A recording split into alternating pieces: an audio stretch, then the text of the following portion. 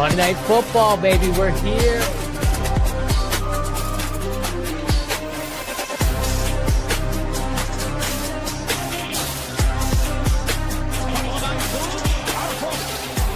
Touchdown in 46 seconds. Punches back. Touchdown.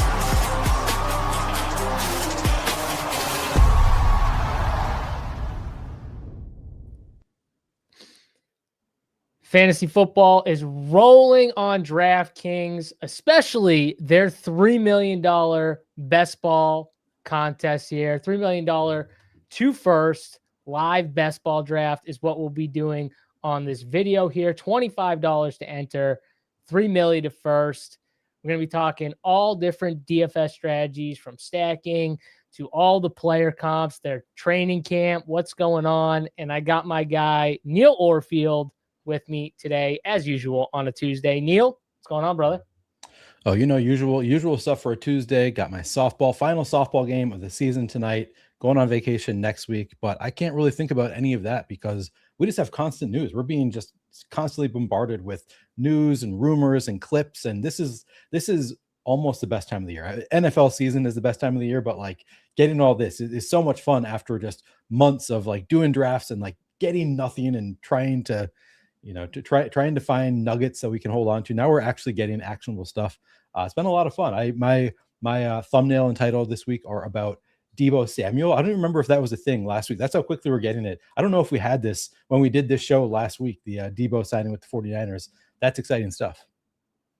Very exciting stuff. Yeah, I think, did it happen like right after our show or the next day? I can't remember. I think it was the next day. I almost went and found a clip because I feel like we talked about Deebo Samuel probably signing with the Niners on the show. It was definitely, so yeah, we did, because I remember talking about it. Was definitely after our show, because I remember thinking for my Friday show, I was like, man, I should have had Deebo as the graphic, but we had like, I forget who else, but I was like, that's a ball drop right there. So I made sure he was on the Sunday graphic. So that's how I know, because if it happened before Tuesday, it would have been on the Tuesday graphic. So that's how I know we didn't have that news there. We might have had the Ricky news at that point though, because we were talking about Deebo potentially signing with the San Francisco team there. And that is what happened. Not that that's a crazy take. I think a lot of people were, thinking like, oh, this kind of makes sense. Ricky goes down. Deebo still hasn't signed yet. Maybe he goes back to,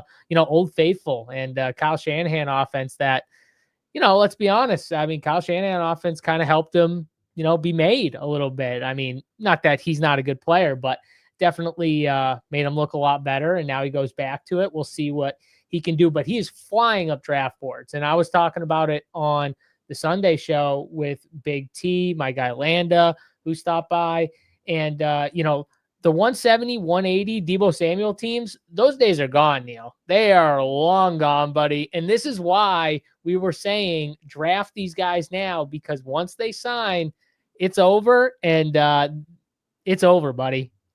Long over. Luckily, I mean, I drafted a ton of Deebo. I feel foolish. There was a period where I kind of stopped drafting him because I was like, is he really going to sign? And he wasn't. He was kind of out of shape last year.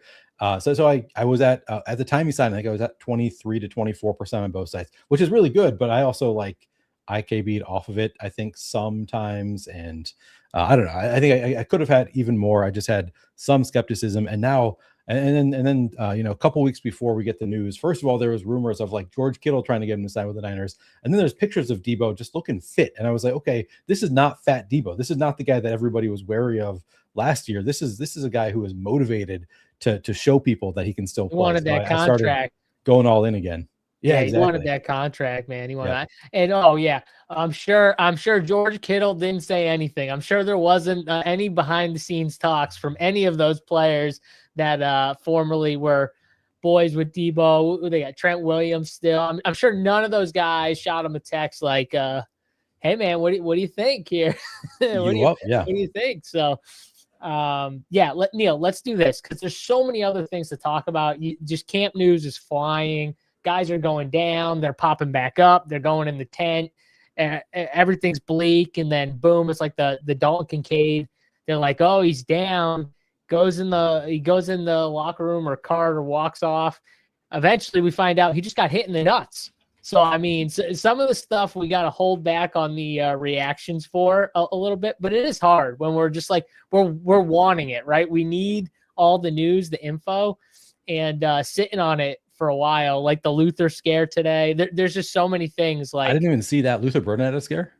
He just got hit a little hard by Devin Bush in practice, and he got up kind of slow. So everyone was like, what's going on? But he's fine. He said he's okay. So, all right, I'm going to pull it up on my phone right here. We're going to get in the DraftKings $25 best ball, $3 million to first contest over there. The biggest contest in best ball right now with $3 million to first and $20 million in prize pools. So 3 millionaires, Neil, 3 millionaires will be crowned in this one contest. It's absolutely wild. All right, so I'll do the countdown and then hop in here. I got it up on my phone now. So if anyone wants to enter with us, here's the shot right here. I'm jumping in 3, 2, 1. Here we go. I will not be joining you, John, because I just learned yesterday or a couple days ago, I was about to enter a bunch of slows in that contest. I'm at 131 already completed or already entered. I did not realize how deep I am into the contest. I was like, okay, I got to save some of these for the stream and also for like best ball week. You know, I got to save some for the promo. So I regret that. You know where you weren't though? You know where you weren't? You weren't on the Sunday stream for the 555. I noticed that one, Neil. Oh, you're right. I was not there for the 555. Big T even showed up for the 555. Neil was nowhere to be found. I got Big T. I didn't get him. Landa must have got him, but we got Big T on the stream, and Neil wasn't even there to draft. So in my defense, my niece was performing at the Arts in 4-H at the county fair. So we went to her performance at the county fair, which was at the same time as the 555. I didn't realize that we had that this weekend, but you guys see what he just did right there? He just used his niece. I mean, I had to blocker. He just put his. It's a good excuse. It's a good excuse. She's 17. So you just used your 17-year-old niece's little shield for why you weren't in the 5. I see what you just did there. You just threw. What can I say to that, chat? I can't you got nothing. There's anymore. nothing. You're like, oh, really? You prioritize your family over drafting? I can't even what are you gonna say? Now that's not fun. Exactly. I got to do what you got to do sometimes. Boo. All right. Well, we got a few people in chat. If you are in this draft, let me know where you're picking from. I did get in at 6 of 12. This draft already filled. We are picking out of the 6th spot, Neil, and I see a bunch of familiar faces here. Coach Sav says, let's fucking go. He's in 12 spot here for Majee. Yes, 12 spot. I see my guy Easy Money at 1. Coach Sav's at 4. I'm sure there's a few other guys in here. If you are, just let me know where you're picking from here. But tons of stuff, Neil, to talk about. I mean, this was the first one I saw this. Bucks Baller, he says, can we please stop retweeting Keaton Good News? Trying not to overpay for him, LOL. Bucks Baller, I'm sorry. I am so sorry. First of all, one or two retweets, not a big deal. But the fact we knew this was coming. That's why we were drafting him early. Because we knew everyone was going to see the video or hear the quote.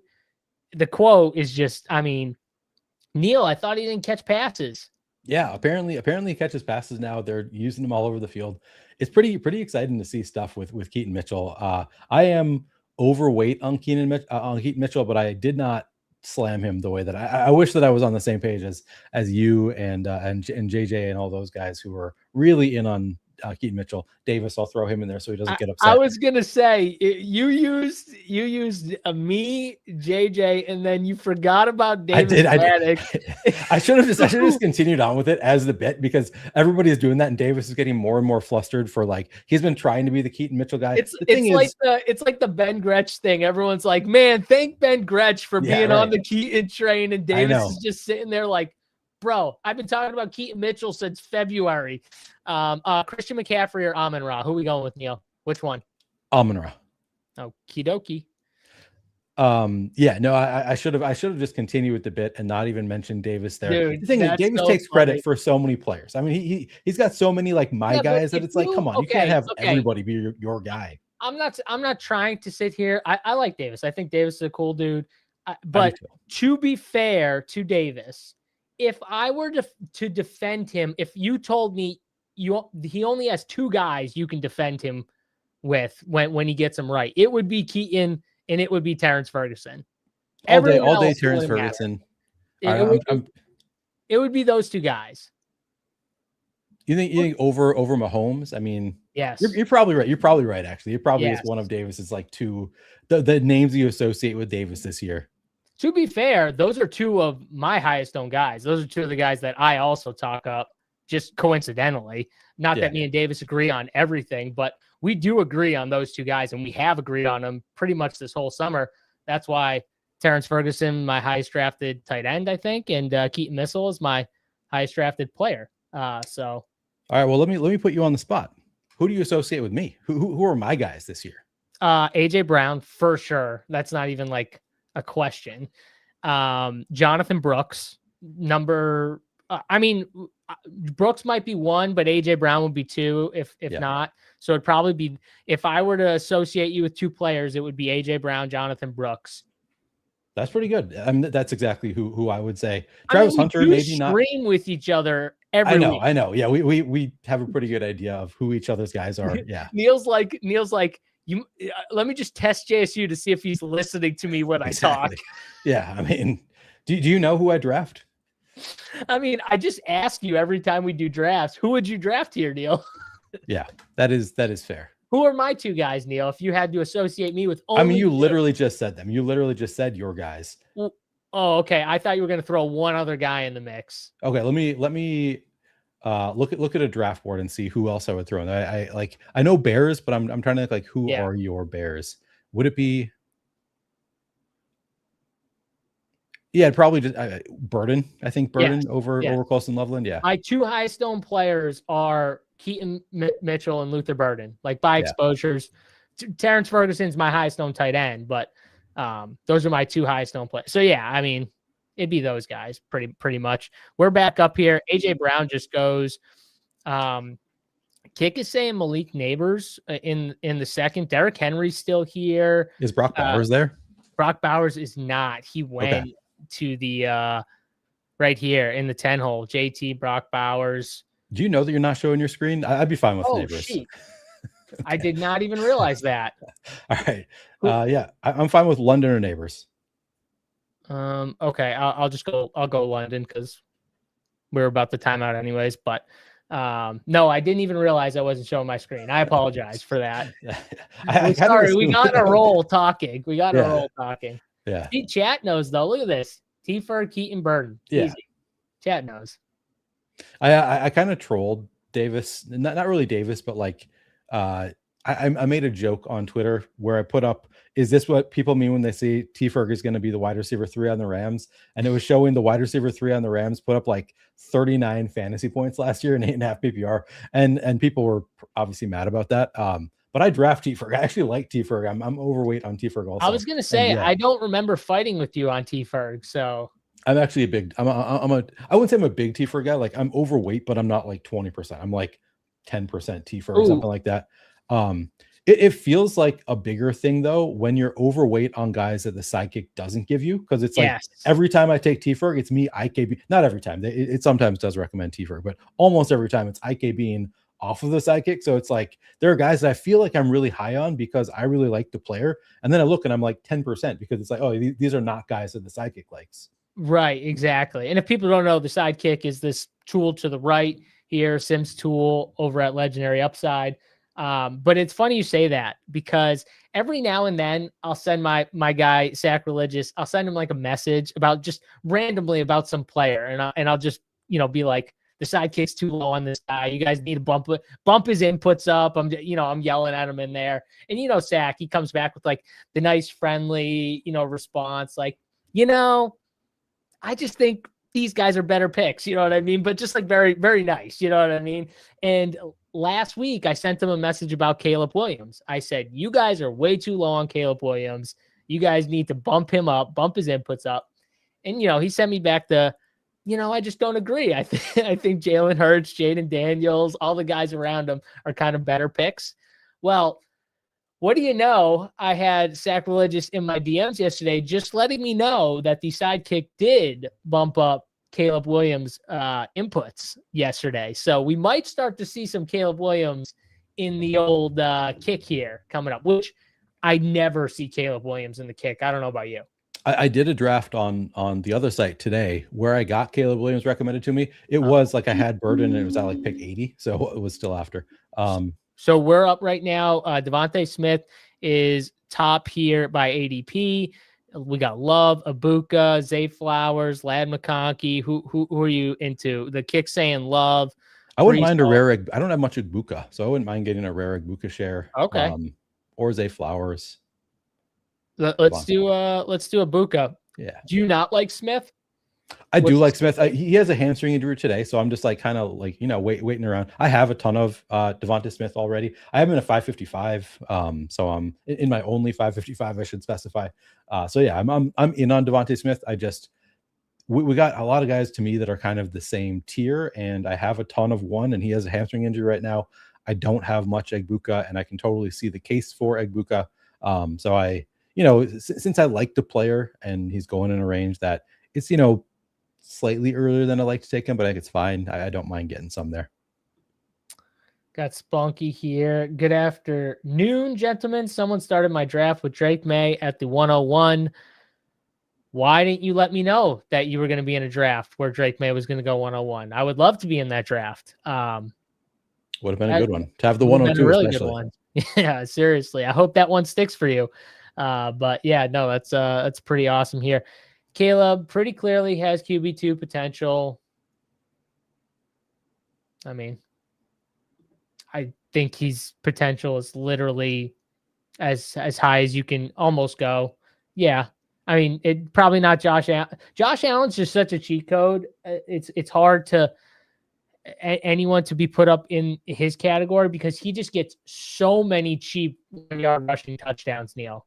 It's like when Jalen Hurts was getting all those cheap 1-yard when you're getting those type of touchdowns at that frequency, it's just so hard to compete with that if you're a QB, even a really other really good QBs.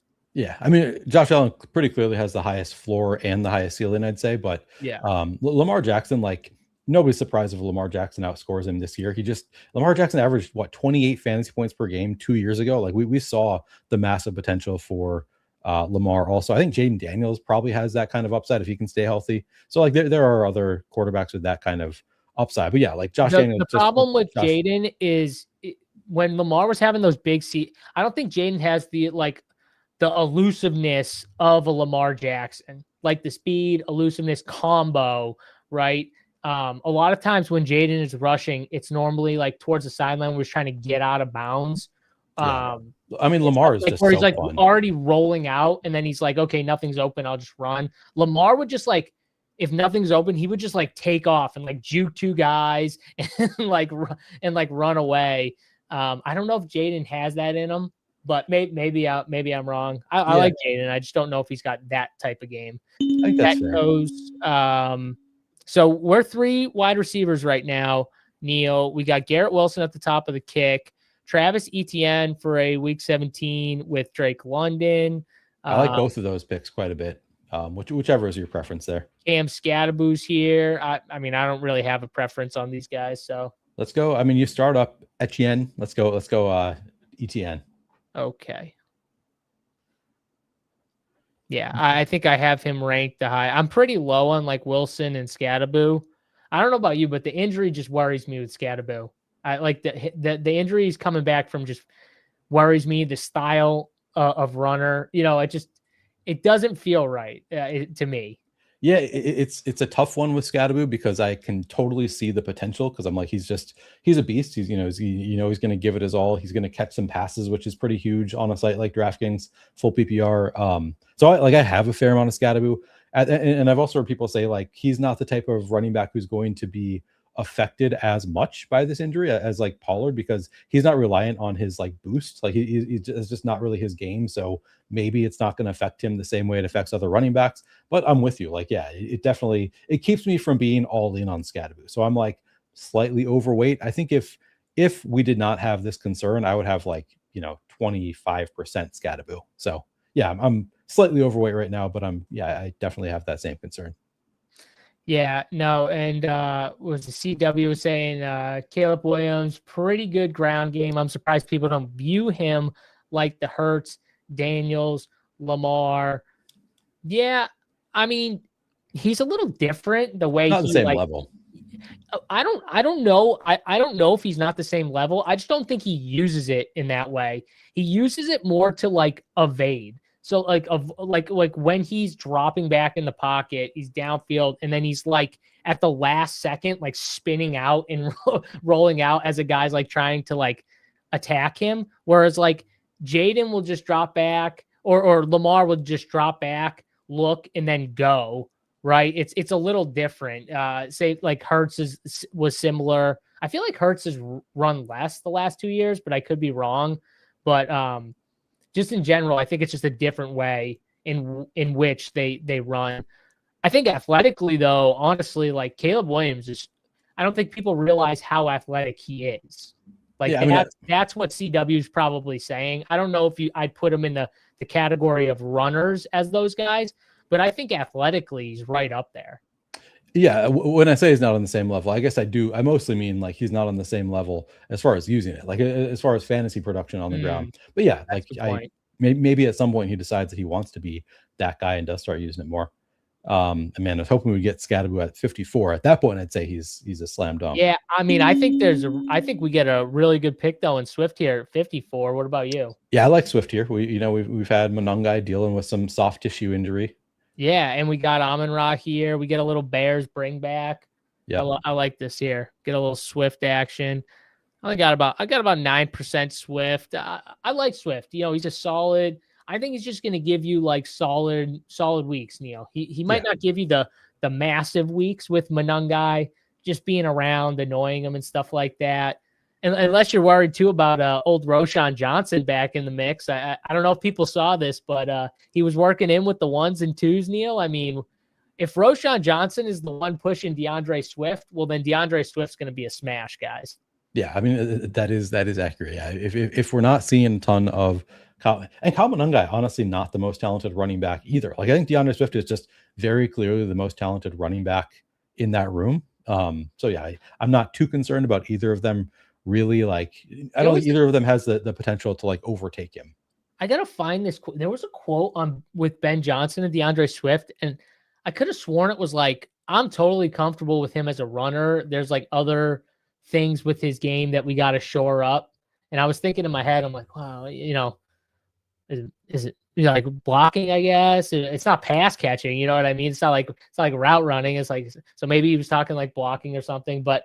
I thought it was an interesting quote. It was definitely like, like I'm not worried at all about we've had a long history, me and DeAndre, and I'm not worried about this, and this. There's just a couple things we got to like figure out, but that, he's good everywhere else pretty much. So it was a good quote, I think, for DeAndre. It was just interesting. Maybe he's referring to the blocking a little bit more. I don't know. Yeah, that could be. Let's see. Rabona King says, how many DK bullets do you guys have left? Neil said he's got like 19, I think. 19 left. All I've got is 19 left. Yeah. And I'm regretting it. You're like me last year. This is what I did. I was at like 130 to start the first week of August. And I was like, shit, I got to slow down. I'm going to be done in like 2 days. This is draft 100. Oh, nice. Old JSU. Right. That's good. Good luck. Good luck for this draft, I think, being 100. I think we have a pretty good start, too. I mean, Amon-Ra, Drake, Emeka Buka, ETN, DeAndre Swift. Pretty solid start. Yeah, I'm liking it so far. See if we can land it here. So I gotta ask you, have you drafted much Parker Washington? Because we saw him go at 50 in this draft. He's like shot up boards on just like the drum beat at camp. People are all about Parker Washington. If you're using the sidekick, you're just really not getting Parker Washington. Do you have much JSU? Have you IQB'd there? What do you think my ownership is on Parker Washington? If you had to guess.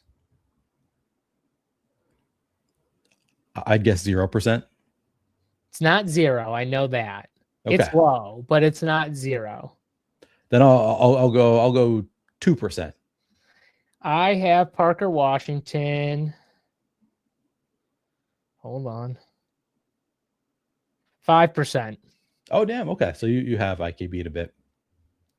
Yep. And it looks like it looks like in a couple of the higher dollar drafts too. Jadarian Price goes here. Man, we get Neil, you tell me, but are you a Tyson guy? I do draft Tyson. I like Tyson. I'd also be fine taking Jaden Daniels, Drake May if you prefer. I mean, which one do you go with normally? Probably Tyson here, since it's the top of the kick, and I just I like all three of them about the same. So the way I look at this type of stuff is, and this is one way I like to use the kick too. When I know the kick is super bullish on guys like Jaden Daniels and Drake May, I feel like the kick is pretty bullish on. Yep. And it's pushing a guy like Jordan Tyson ahead of those quarterbacks, which I know in general, the kick, even when I don't have Patriots and Washington guys, the kick will still sometimes push those quarterbacks up ahead of who's next. The fact that Jordan Tyson is ahead of them makes me like, okay, I'm right. Jordan Tyson's the right pick here. Yeah, exactly. Yeah. And it's also just the fact that they're both still there also, I think, gives you some blockage to potentially get another falling quarterback coming back to us. And we don't have any stacks with those guys. They're like, I mean, I guess we could do Caleb with DeAndre Swift is a stack. But like, Jalen Hurts, I'd be fine taking, if we get Jalen Hurts to fall to the next round, I think that's a strong pick. So just like because they're both there, kind of giving you like, all right, we got some blockage there to get more potential for a falling nice quarterback on the team. By the way, there he is. There's Sacrilegious right there. JSU with the fresh haircut. I will unfortunately not be able to stream with Sack tomorrow. I have a wedding. Yes, a wedding on a Wednesday night. Who the fuck does a wedding on Wednesday night? Well, I'll tell you who. One of my younger brother's best friends. So I will be at a wedding. So unfortunately, me and Sack won't be streaming. So we'll be back next week. But Sack, I was telling them how you guys have capitulated a little bit to the Caleb Williams fan club here, aka JSU. When are they going to capitulate to the Parker Washington bros? Because those guys are just bullying us. They're just yelling at us constantly. I think the ship has sailed. Yeah. I think the ship has just sailed on old Parker Watt. Either you got in or you didn't. One or the other. I don't think it's Drake May goes right there here. Ooh, Coach Sav has got, this is interesting here. Coach Sav, he's got no running backs through 6. He's on his 7th round here. Jamar Chase, Rashid Rice, Josh Allen, Terry McLaurin, DJ Moore, Jaden Daniels. So he's got it stacked up, right? He's got Josh Allen. He's got, Jaden Daniels. But I think it's interesting, Neil, that, both week 7 with the buys. Oh, that is interesting. Yeah. So Jalen Hurts, as I was hoping for, we get Jalen Hurts to fall back to us. If you want to do that, we could also go somewhere else if you prefer Ramondre or something. It would be Ramondre for me or Jalen Hurts. Like we have a lot of quarterbacks that we can stack later. I'd be okay doing Ramondre or Hurts. It's up to you. My preference would be Hurts and then hope that Mekhi Levin comes back. But if you prefer Ramondre, I'm also okay. I just got caught trying to queue up, and I don't know for some reason it wouldn't. Okay. I don't know why. So we got Ramondre. Yeah. I mean, I think Ramondre. I have a ton of Ramondre. Always happy to get another share there as well. Yeah, I just think this is going to be one of those picks. We all just have to swallow our pride and say, we might want Travion to be the guy, but Mike Vrabel doesn't give a shit what we want in fantasy football, and he's going to keep running Ramondre out there unless he gets hurt. Unless he gets hurt or something like that. That's I think Travion's path. If he doesn't get hurt though, I think the unfortunate truth is you're going to see a true split in New England, which stinks for fantasy, honestly. But yeah, I think that's likely the case. I think that like we did see there was a brief period before the concussion in week 16, which just killed my best ball finals team. We're not going to talk about that. But there was a brief period where it looked like Trevion Henderson had earned a bigger role. And like Ramondre was, I was just listening to the Establish the Edge podcast, shout out Ben Gretsch. But he was talking about how like Ramondre was really underwhelming for like most of the season last year. And then just in the playoffs and leading up to the playoffs was smashing. And so the Patriots really Exactly. leaned on him, but he's never been that guy the rest of his career. So, and I say this as somebody, I've drafted a ton of Ramondre. I'm with you. I think that it's a good bet, but like I have a little bit of worry, like listening to that is like, man, yeah, he might just like revert back to being Ramondre Stevenson prior to that little stretch where he was like a good, overall NFL running back, but not like a star. And Travion Henderson has that star potential. So I think that there's still a world in which like Trevion could take over. But I have much bigger Ramondre bags than Trevion bags so far this year. So I'm making the case for it while saying like it's not the way I'm playing it, but it scares me a bit. Yeah, well, it scares me a bit too because he's like right next to he's like 20 picks closer to like, you know what I mean? They're so close on the draft board. Like last year, obviously, like in the 120s or whatever he was going, Neil, where you're talking like 60 picks in difference or whatever. That was obviously more ideal, but you're right. It's not that he was like amazing or anything like that. He kind of came on at the end and down the stretch, but he's just someone I think can get you like double digits. And sometimes like double digits at the running back position is just enough. Yeah. You know what I mean? DeAndre Swift, I feel like didn't have like a ton of like crazy nuclear games, but I felt like he had a lot of just solid games. Yeah, no, I think that is correct, and that's really really valuable. I think Swift had like a couple when it mattered, which was nice. But Okay, we're almost up here at the clock. The kick has Jonathan Brooks at the top. I know you love him. Trevor Lawrence is here. Jonathan Brooks goes. Blake Corum's here. I'm a big Blake Corum guy. Kenny Gainwell. We could go quarterback. We got a ton of quarterbacks that we can stack late. I love Corum. We're both really in on Corum, so I'm happy to do it. Let's do it. I just want to keep pushing my Corum bags here. This is one of those teams too. I think like Blake Corum can be really valuable where you don't have that like stud running back, that like anchor at the top of the draft, but you just got a few solid ones. And then you get like a Blake Corum who's got like the elite contingency upside in an elite offense and hopefully gets close to a split this year. Yeah, exactly. And yeah, obviously has that awesome contingent upside. But like you said, it's just like it's the contingent upside and the standalone role, which could be splitting a backfield that is really valuable on a team that has a great defense. So they should get the ball in favorable positions. They should be running out the clock quite a bit. Yeah, I'm just super in on Corum this year. All right, I gotta pull my guy up. My guy Easy Money's already talking shit. He's saying, sorry, JC, this is the winner. So we got to go to his draft here. I'll wait until he makes his next two picks. Here he's up on the clock. He's at the one hole though. Yeah. He started Gibbs, Pickens, Neighbors, J-Mo, Devontae Adams, Jalen Warren, Dak Prescott to go with his Pickens, Neighbors build right there. And then he gets Jackson Dart to go with Neighbors. Okay.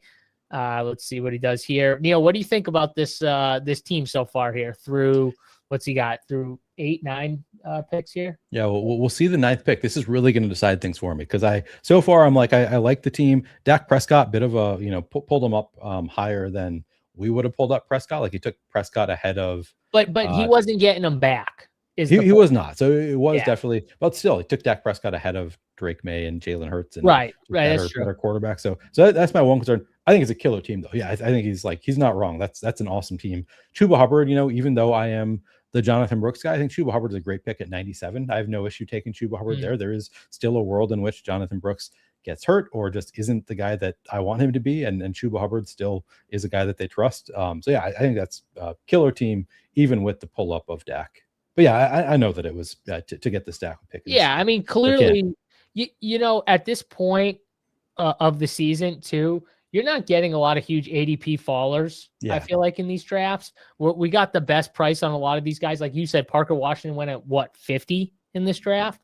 You're not getting the values like you got a month ago. So at that point, why not just go and get your guys? Go get your stacks. Go get your guys. So I don't hate it in this way. If this was a draft like a month ago, Neil, I'd probably say I hated it. But I don't mind it here. We got a few options right now. Patrick Mahomes is still here. We've got Jared Goff if we want to complete our Amon-Ra stack, which I think makes some sense. I mean, do we have a tight end yet? We do not. No. I wouldn't mind going Fannin and then just seeing what quarterbacks come back to us. But Okay. if you really think we need to get a quarterback, then we can. No, I mean, no, we don't have any quarterback though, so we're Yeah. gonna need multiples here. Yeah. Yeah. Now I think we're at a position where we prioritize quarterback. See what falls to us. But with the fall for Mahomes, I'm like, I feel like we got some coverage there. It's, we got a few quarterbacks come back. This is kind of a dangerous spot though, where suddenly we can have all these quarterbacks fly off the board and we're in Right. a Yeah, tougher like position. everyone's going for quarterbacks here now. But Yep. we might be able to figure this out here. We gotta fend off this Burrow team here, who's only got one quarterback here, and then this team here who has zero like us. So this is gonna be the stretch. But there's a couple teams that already have like 3 or 2, I think, right? Yeah, there's several that already have. Yeah, see, like Jared Goff just went there, I think. Yeah. Yeah, that's the game you play sometimes. Yeah. What's your take on Shador Sanders? You just took Harold Fannin, Casey Concepcion, someone that I feel like a lot of people enjoy drafting, but got a little banged up. You got Denzel Boston, who goes pretty late. What's kind of the take here? Because I started to see Shador get talked up, pushed up boards. I mean, what are you doing with him? Yeah, I sometimes IKB onto Shador, especially like in drafts where the sidekick tells me it wants me to take Tua or something. I sometimes will IKB onto Shador if I have Cleveland pieces. I know it's like there's some concern about zero there. I really think Deshaun Watson is cooked. So I think Shador is. There's talk of like there's another quarterback. I forget the name of it. I want to say Tyler. I don't know. There's some other Browns quarterback. Is it Talon Green? I think that's right. Yeah. Yeah. So I guess he could like there's a risk for sure in Shador, but in like when I get squeezed out at quarterback, if I have a Browns player, then I'm like, all right, I can see it. Shador had some good fantasy games last year, if I remember correctly. So yeah, I have IKB'd there a few times. It's not like somebody I'm targeting, but I do it occasionally. Let's see. There's another question here. D Parlay says, who is you guys' most drafted first round pick? We'll get to that in 1 second here. I think we have a clear and obvious pick. I think we do too. Baker. Yep. Yeah. Okay. Let's go Baker. Let me look. I actually can pull up my so for DraftKings, I'll pull up my exposure board.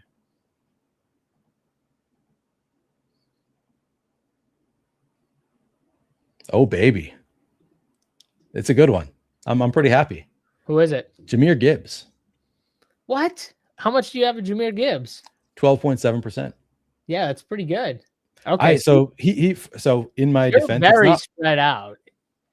Yeah, I'm super spread out in the first round.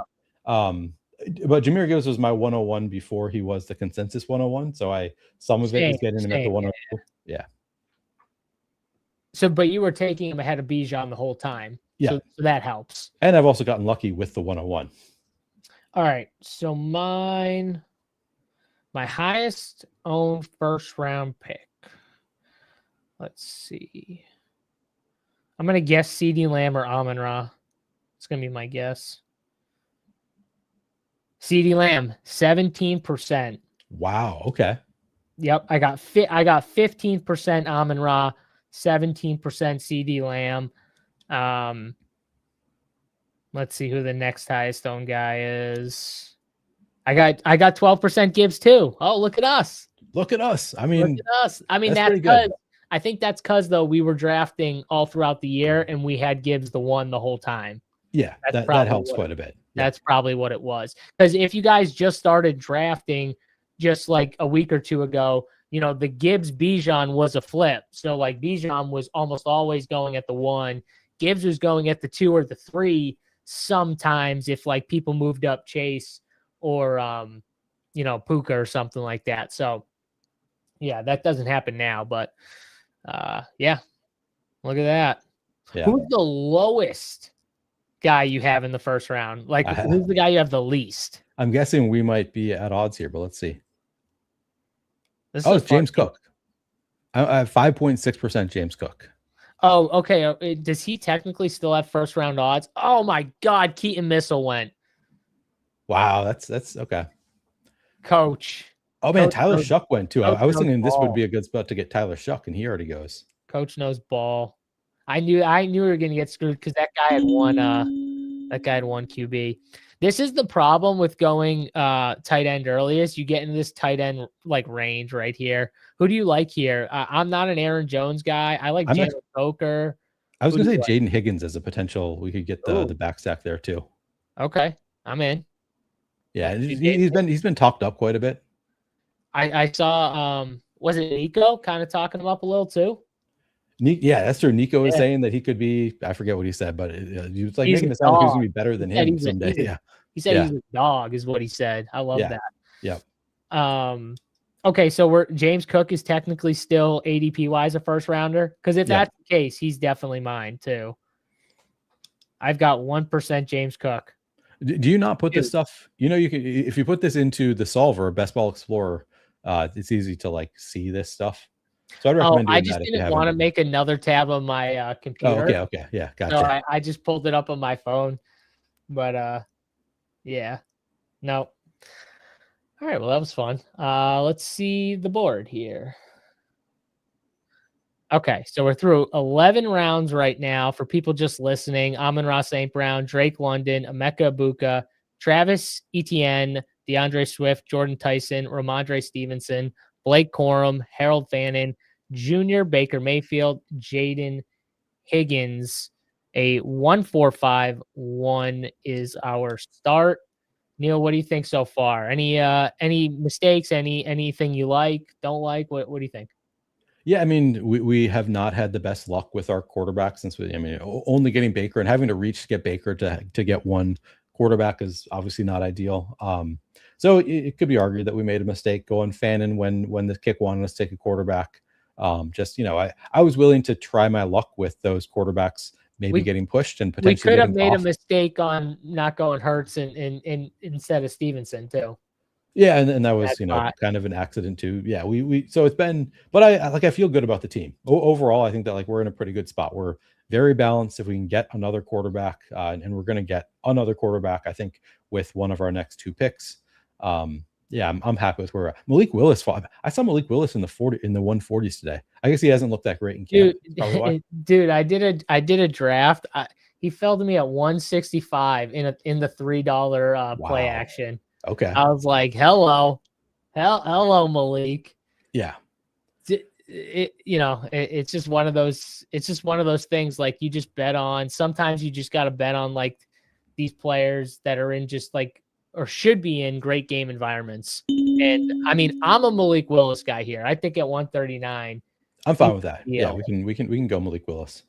So, and then hopefully we can still get one of these other, kind of shitters. I don't know about you, but like Sam Darnold, CJ Stroud, Daniel Jones, whatever. So I'd be, it's too bad you're not going to be streaming with Zach. Maybe he's still listening. I feel like the sidekick pushed CJ Stroud down recently because I have a ton of CJ Stroud, and I think it's partially because forever he was at the top of that tier ahead of like Darnold and Daniel Jones. And now it feels like he's always at the bottom behind those guys. Which is kind of interesting. Even when we have Jaden Higgins here, he's being recommended after Sam Darnold. So I'm curious, or maybe it's more likely that Darnold and Daniel Jones have been pushed up with a little bit of like their health kind of seeming to hold up. But that's been kind of interesting to see. I don't know, but I never agreed with like CJ's just way better than that tier. I feel like that tier, like they're all very similar to me. Like Sam Darnold and CJ Stroud. What's really the difference, honestly? Yeah, like very similar for sure. I think they're both going to have some really, really bad games, but they'll both honestly maybe get into some games where they, throw a bunch of bombs. That's the one thing that's hard about CJ is he wants to throw the ball deep. Like that's his thing. You know what I mean? Think about how many games, Neil, where they'd start off a game and they'd go like play action, just like 50-yard bomb down the field and stuff like that. One of the first plays of the game. It's what CJ wants to do is push the ball down the field. He struggles sometimes, methodically driving down the field, taking the easy pass, taking what's there and moving on. And sometimes he's trying to fit stuff through really tight windows and go deep too much. That's one of CJ's like biggest problems. He's trying to make like the big play happen a lot when it's not even there. Yeah. But sometimes it will lead to big performances. I just don't know if like you're going to get the consistency. I think the consistency, all those guys, it's not going to be that great. Like Sam Darnold's they're going to play defensive, football. Yeah. They're going to lean on their defense. They're going to take what's there and run the football and kind of, do their thing, just like they did to win a Super Bowl last year. Yeah. We're up, and Sam Darnold, I just talked about him. I'm cool with Sam Darnold at 150. I think this is a spot to take Sam Darnold. We're a little bit weak at quarterback, and he's the end of the tier. I think he's the best in the tier. I think you can certainly make that case, yeah. And as much as I love Travis Hunter, I do think our team needs him more than Travis Hunter. So I think that was nice to get him to fall there. Our strength is our wide receivers. Yeah, exactly. So unfortunately for Travis, hey, you never know. People hate Travis. They really do. He could still come back. I've gotten him in the next round for sure. Oh, he went. Okay, but that's okay. He does fall though. I've seen him fall the 180s. It happens. Yeah, I think I've gotten him in the 170s. I don't think I've gotten him in the 180s. That would, yeah. I mean, I love that. I think that's just free money right there. I think it's just like people saying like, no, he's a cornerback. It's funny how polarizing he is. There are some people who are just like, you can't. He's not a fantasy. How could you ever draft a guy who's a part-time player? I'm like, everybody's a part-time player. Nobody runs a full 100% of routes. It's just different degrees of part-time for every player. I agree with that's really funny. I was going to bring that up on NFL QB dressing like a middle schooler. I'm not big on it either. I literally said it when we saw this come out. I said you should lower his inputs like 10 just for the fucking clothes alone. No swag. Come on. Zero. I mean, zero. How are you going to be a leader of men dressing like that? Can't. It's impossible. Let's see what Jim Jerry's saying here. O-line is going to be better. He has a legit run game now. He's got wide receiver talent, had no time before. The line should be better. He's talking about CJ Stroud. So we're giving the negative case on CJ Stroud. He's given so I've drafted a lot of CJ Stroud, to be clear. So I hope that Jim Jerry is right. Jim. The O-line is still not going to be the strength of their team. Trust me. You can't be much worse than that O-line is or was. So I mean, what's going to be better a little bit? Like, it's not going to be that much better. I mean, it could be just because it was so bad before. So I actually think that Jim Jerry makes a good point. He has not played with a real NFL offensive line. So just a little bit of improvement could go a long way. I think is all I know is in that game against the Patriots, he had time to throw and he made really bad mistakes. Yeah. Is that all on the off? We can't just literally say it's always the offensive line's fault for the quarterback playing like shit. That was not all the offensive line's fault. CJ Stroud could have won that game, even with just a couple mistakes. He had 7 mistakes. Oh, man. The second suggesting Trey Tucker with Denzel Boston still there. That's interesting. Yeah, that's crazy to me. And we have Fannin, too. I'm surprised that it doesn't go with, the team stack here. My mic just muted itself, so I don't know what happened there. You just swapped off your mic, it sounds like. Oh, crap. Okay. Who do you want to go with, Neil? I'm fine with just going Trey Tucker. Okay. You sound defeated when you say that.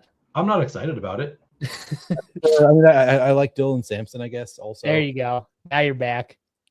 Yeah, I had to click onto the. I don't know what this mic for some reason has started. I don't know if it's my mic or my USB port on my computer, but it started just being really finicky. Where suddenly it'll just swap off. I think if I touch a cord or something. Oh, yeah. I was going to say, if it unplugs or it comes unplugged a little bit or something like that, it can swap off. Yeah. Yeah, that can happen a little bit. All right. Who is the ultimate pivot in the first round? I don't know if there's a pivot. I mean, you can do the thing at the turn where you just take 2 second-round picks. If you want to do something like that, I don't know if that's kind of what you're talking about. It kind of sounds like that's what you're talking about. I don't know, a Chase Brown, Derrick Henry start, I think is pretty fun.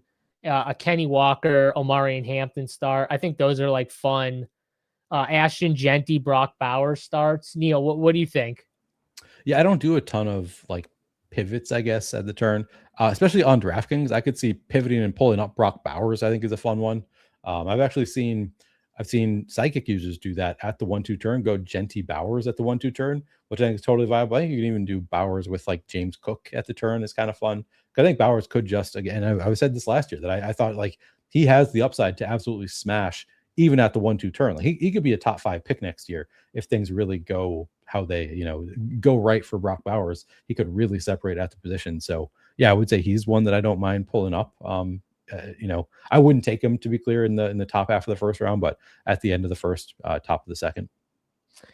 Yeah, I agree with that. Don't forget, guys, smash the like button, whether you're watching on the Run Pure Sports YouTube channel or the Flannelverse YouTube channel. Hit that like button, subscribe to the YouTube channels here for all of the content that we have going forward. All right, Neil, if you tell me to take TJ Hawkinson, I'm going to puke live on stream.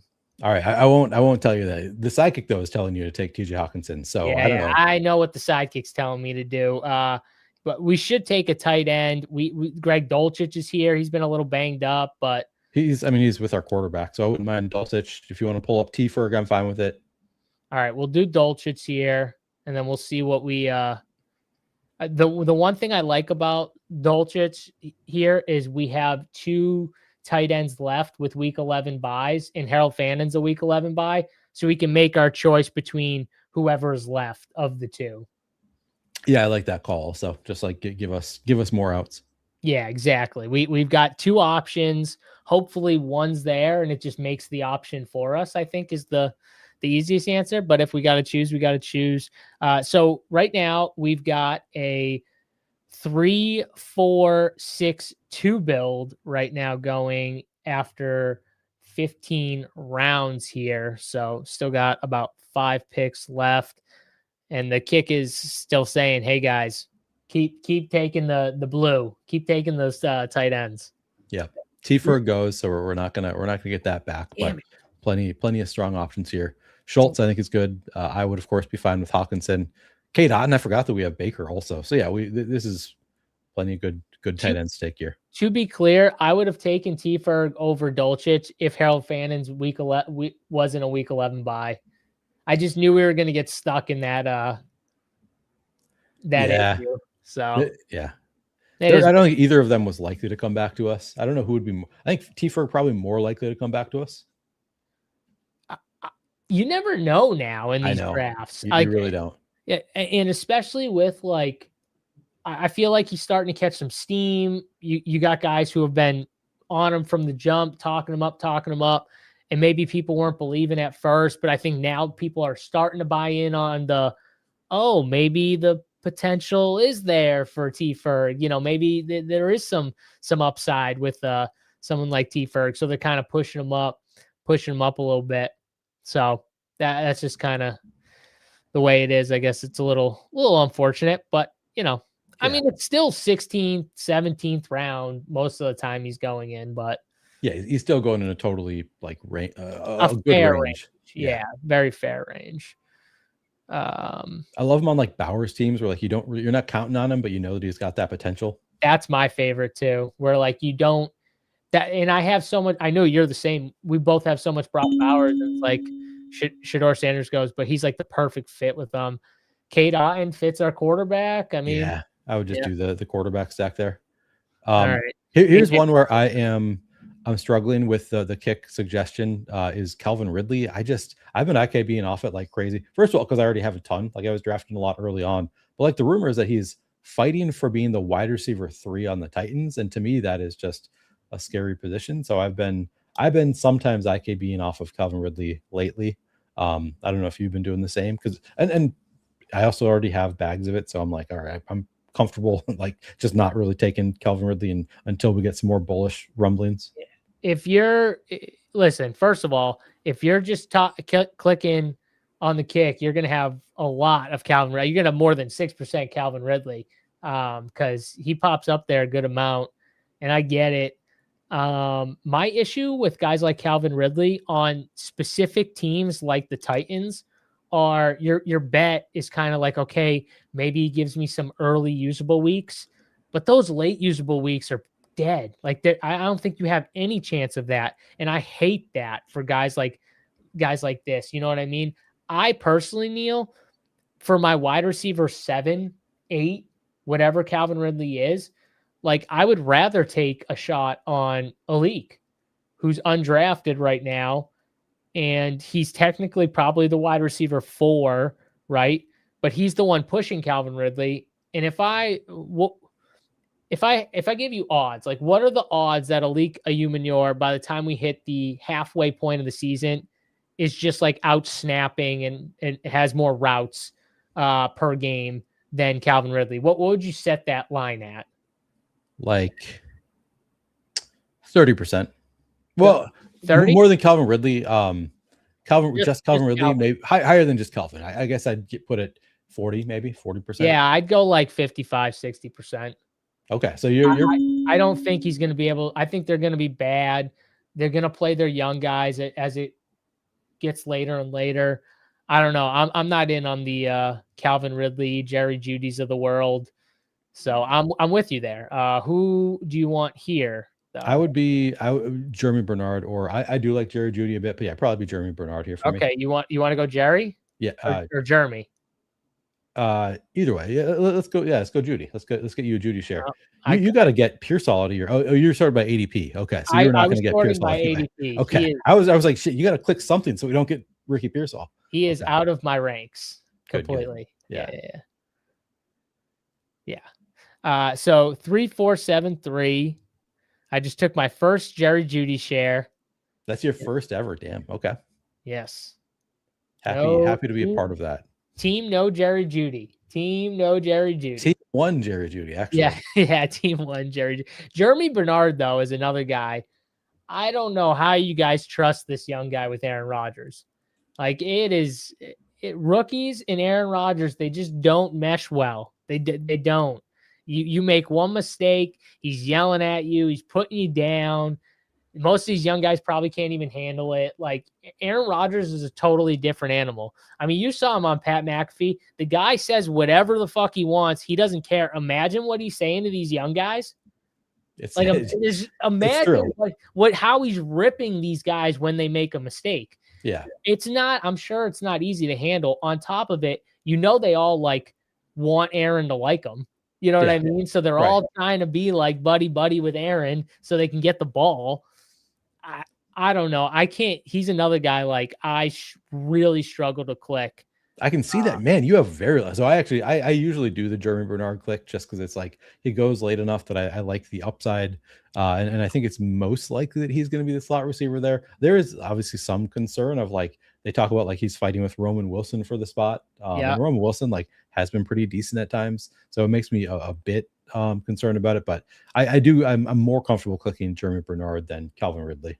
Yeah, like give me I take all these like weird receivers late. Like give me Jacoby Lane, Surratt, Xavier Thomas, Caleb Douglas, Devon Ville, Torrey Horton, Skylar Bell. These are like the guys that Cyrus Allen, Brennan Thompson. Give me those guys late. I don't want those other guys late. Give me those guys. Yeah. Do you draft any Rashad Bateman? No Bateman, Lane, and Surratt normally. Okay, I do take some Bateman. He was pretty bad last year, but he the year before. I'm betting on one of these rookies to get there, and I'm just trying to like alternate it a little bit. Are you into the Keenan Allen stuff? I am into that. I think he's going to sign somewhere. Although it did come out today and say the Chargers are not going to sign a veteran, so that's kind of a bummer. I mean, that's bullish for my guy Brennan Thompson. True, that is true. Thompson. Oh, Keenan goes. Oh, Keenan does go. Okay. Click him. Son of a. Okay. Are you into Torrey Horton, Seattle Cooper Cup? I'm just thinking we have. Caleb I'd be fine with either of those. Take your pick. Who's your favorite? Do you want to? Or Surratt? I'd be fine with Surratt. Okay. If you want to go Brennan Thompson. I mean, don't ask me what I want. You know what I mean? What I want. We'll take Surratt. I got a ton of Surratt. So I have not taken Cyrus Allen yet. That's an interesting one. I pushed him up a little bit. Yeah. So what's the odds that the Chiefs are just not good this year? Mahomes coming off a big injury. Travis Kelce looks like Travis Kelce. What's the odds that the dynasty is over? I'm going to say like 30%. You think so? 30%? It's fairly, yeah, and then maybe even lower. Like I do think they added Kenneth Walker, who I think is really good. Northland Film Doc says 80%. No, I think that they're still probably going to be good. Like I think Patrick Mahomes and Andy Reid. That combo is just likely to carry a like, and it also depends how you define good. Like I think above average. The offense is going to be, I think, above average. Yeah, it's the division, man. That division is just absolutely brutal here. One guy I've been starting to come up on a little bit too is Ollie Gordon. It's interesting that the kick has him here as well. Do you want to take a little Ollie with Malik? The reason why I came up on him a little bit is just because I could see Miami being so bad by week 17. They're just trying out Ollie or Jalen or whoever their running back is behind Achane. You know what I mean? Like, let's ease back on Achane a little bit. Kind of do like what the Cowboys did the last couple of weeks, where like Malik Davis got some run, and then remember Jaden Blue had his game in week 18. Yeah, I can see something like that where they give like Ollie and Jalen Wright a game each. Right. You know? Yeah, I could see it. They got the Bills week 17, which has been a pretty bad run defense for the past couple of years. I could see it. And they lose McDermott. You know what I mean? Like maybe there's a little step back defensively. Like, you know, but the offense will still be elite, but like maybe defensively they take like another little step back. Ollie's someone I'm starting to trickle down on. Actually, my guest Landa was on Sunday was talking about Jalen Wright. So he was kind of into the Jalen Wright stuff. I think it's Ollie over Jalen Wright right now, but that could be wrong. You know what I mean? That could, he had some good coach speak too. I feel like there was some coach speak about saying like they think he needs to become or they want him to become like an all around back pretty much. And, you know, be able to handle whatever. And so I think that was somewhat bullish on him. Brennan Thompson goes right there. So we got some elite ball knowers in this draft for sure when Brennan Thompson goes. And Jeff Affley says he wants to see Ollie Gordon compete to be an every down back. I think he's capable of doing it. Ollie's flashed and knows what he's doing. He has great speed. He has great size, and he can catch the ball out of the backfield too. I mean, and he's just like the biggest running back they have. So he should be the goal line back if nothing else. I think it's a good pick. All right. I can't hear you. Are you muted? Okay. Caleb Douglas, Skylar Bell, Xavier Thomas. Who do you like from these young guys? Let's go Caleb Douglas. Let's go. I was so I was reading one of the Miami beat writers was talking about how Caleb Douglas one thing that wasn't good was he's got to shore up the drops a little bit, but he said, and you can take this as a good thing or a bad thing. It's probably a little bit of both, good for Caleb, but bad overall, that Caleb is already clearly the most talented receiver that they have. Like clearly, he said, and I'm thinking in my head, I'm like, man, they're really trying to set Malik Willis up to fail. If the was he a third round rookie? A third round rookie is already or fourth, whatever he was. Yeah, maybe even later. Well, was he injured coming out? No, that was Bell. That was Bell, yeah. That was Bell. That's why I couldn't remember. Either way, though, third, fourth, whatever he was, rookie. It does worry me a little when they're like, yeah, he's by far the most talented, but you know, but he can't catch the ball, unfortunately. Yeah. Yeah, that's not a great sign for the offense. No, not at all. All right. So here is the final product here. We are going to do another draft too. So if you do want another shot at getting in, drafting with us, our team, we've got a 3-5-9-3 build. This is actually my preferred build over on DraftKings here. And we started out with Amon-Ra, Drake London, Emeka Ibuka, Travis Etienne, DeAndre Swift, Jordan Tyson, Ramondre Stevenson, Blake Corum, Harold Fannin, Baker Mayfield, Jaden Higgins, Malik Willis, Sam Darnold, Trey Tucker, Greg Dulcich, Kate Otten, Jerry Jeudy, Elijah Surratt, Ollie Gordon, Caleb Douglas. Neil, what do you think of this draft and how it fell? I think it's decent. I think this is, it's not the like D draft that we had last week. It's also not like an A plus. It's more like just a solid B, I think. Like it's like I feel pretty good about it. We didn't have like great falls. We got a little bit hurt at quarterback for a little bit, but then I think getting Sam Darnold as our third quarterback at pick 150 kind of came together. So like I think I'm okay with our quarterback room. We're stacked up with at least two of our quarterbacks. I don't know if we got anybody from Seattle there, but no, we didn't. We should have taken one of those guys. I think we might have made a mistake there, but that's okay. It's whatever. I mean, we have really strong wide receivers. I think we're strong enough at running back, quarterback, and we got Fannin holding it down with a pretty decent tight end room. So overall, I'd say it's a solid B. It's not like the most amazing draft we've ever had, but I think it's good to have in the portfolio. How about you? Yeah, I think our receivers are super strong. Like this draft, our receivers are strong. I think our running backs are just solid, which you can win on DraftKings with just some solid running backs, but you need a few, definitely, if you don't have like a Bijan, a CMC, a Gibbs holding it down at the top spot. You need a few, and I think we do have that. We have 4 really solid ones, and then we got, a swing late with Ollie Gordon. Probably won't give us much early, but maybe late he comes on and could fill in for just a week or two, you know what I mean? Just to give us something, which I think is possible. But definitely a 4 wide receiver team. I mean, Harold Fannin being your number 1 tight end is honestly not that bad to be. I know it's Cleveland, but he's a really good tight end, and you can make the case he's the number 1 offensive weapon for Cleveland. So that's okay to me. And I think we got lucky at quarterback because, we didn't get Shuck. We didn't get Jared Goff. We didn't take Jalen Hurts early. We might have made a mistake with some of those things.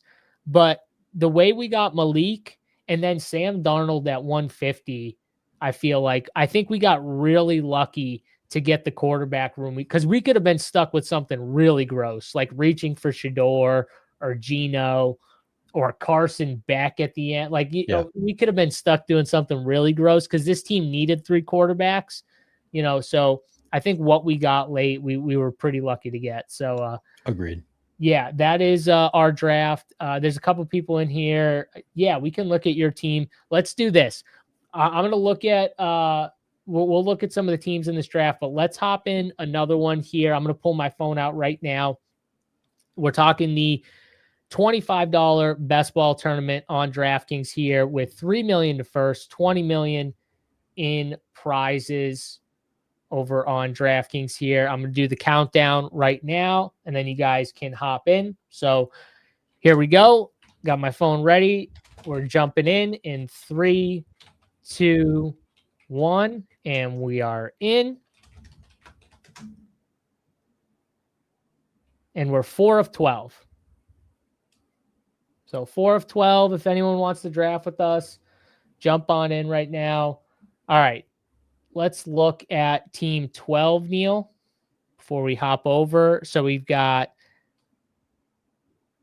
a 2, 5, 10, 3 build. Hampton, Genty, Loveland, Burden. Oh, speaking my language right now. Yeah, Christian Watson, Caleb Williams, Makai Lemon, Josh Downs, Wandell Robinson, Jordan Love, Jalen Coker, Chigo Konkwu, Zach Charbonnet, Tajay Spears, A.D. Mitchell, Zachariah Branch, Sean Tucker, Bateman, Cyrus Allen, and David Njoku here.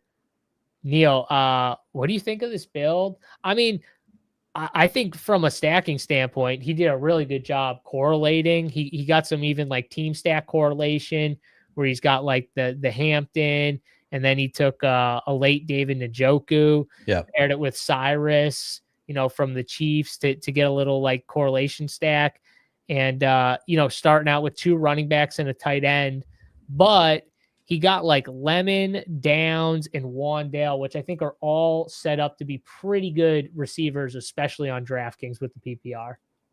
Yeah, I think it's a solid team. Obviously, he took Caleb at 61. So he reached for all three of the Bears, which I think the psychic would tell you that's horrible.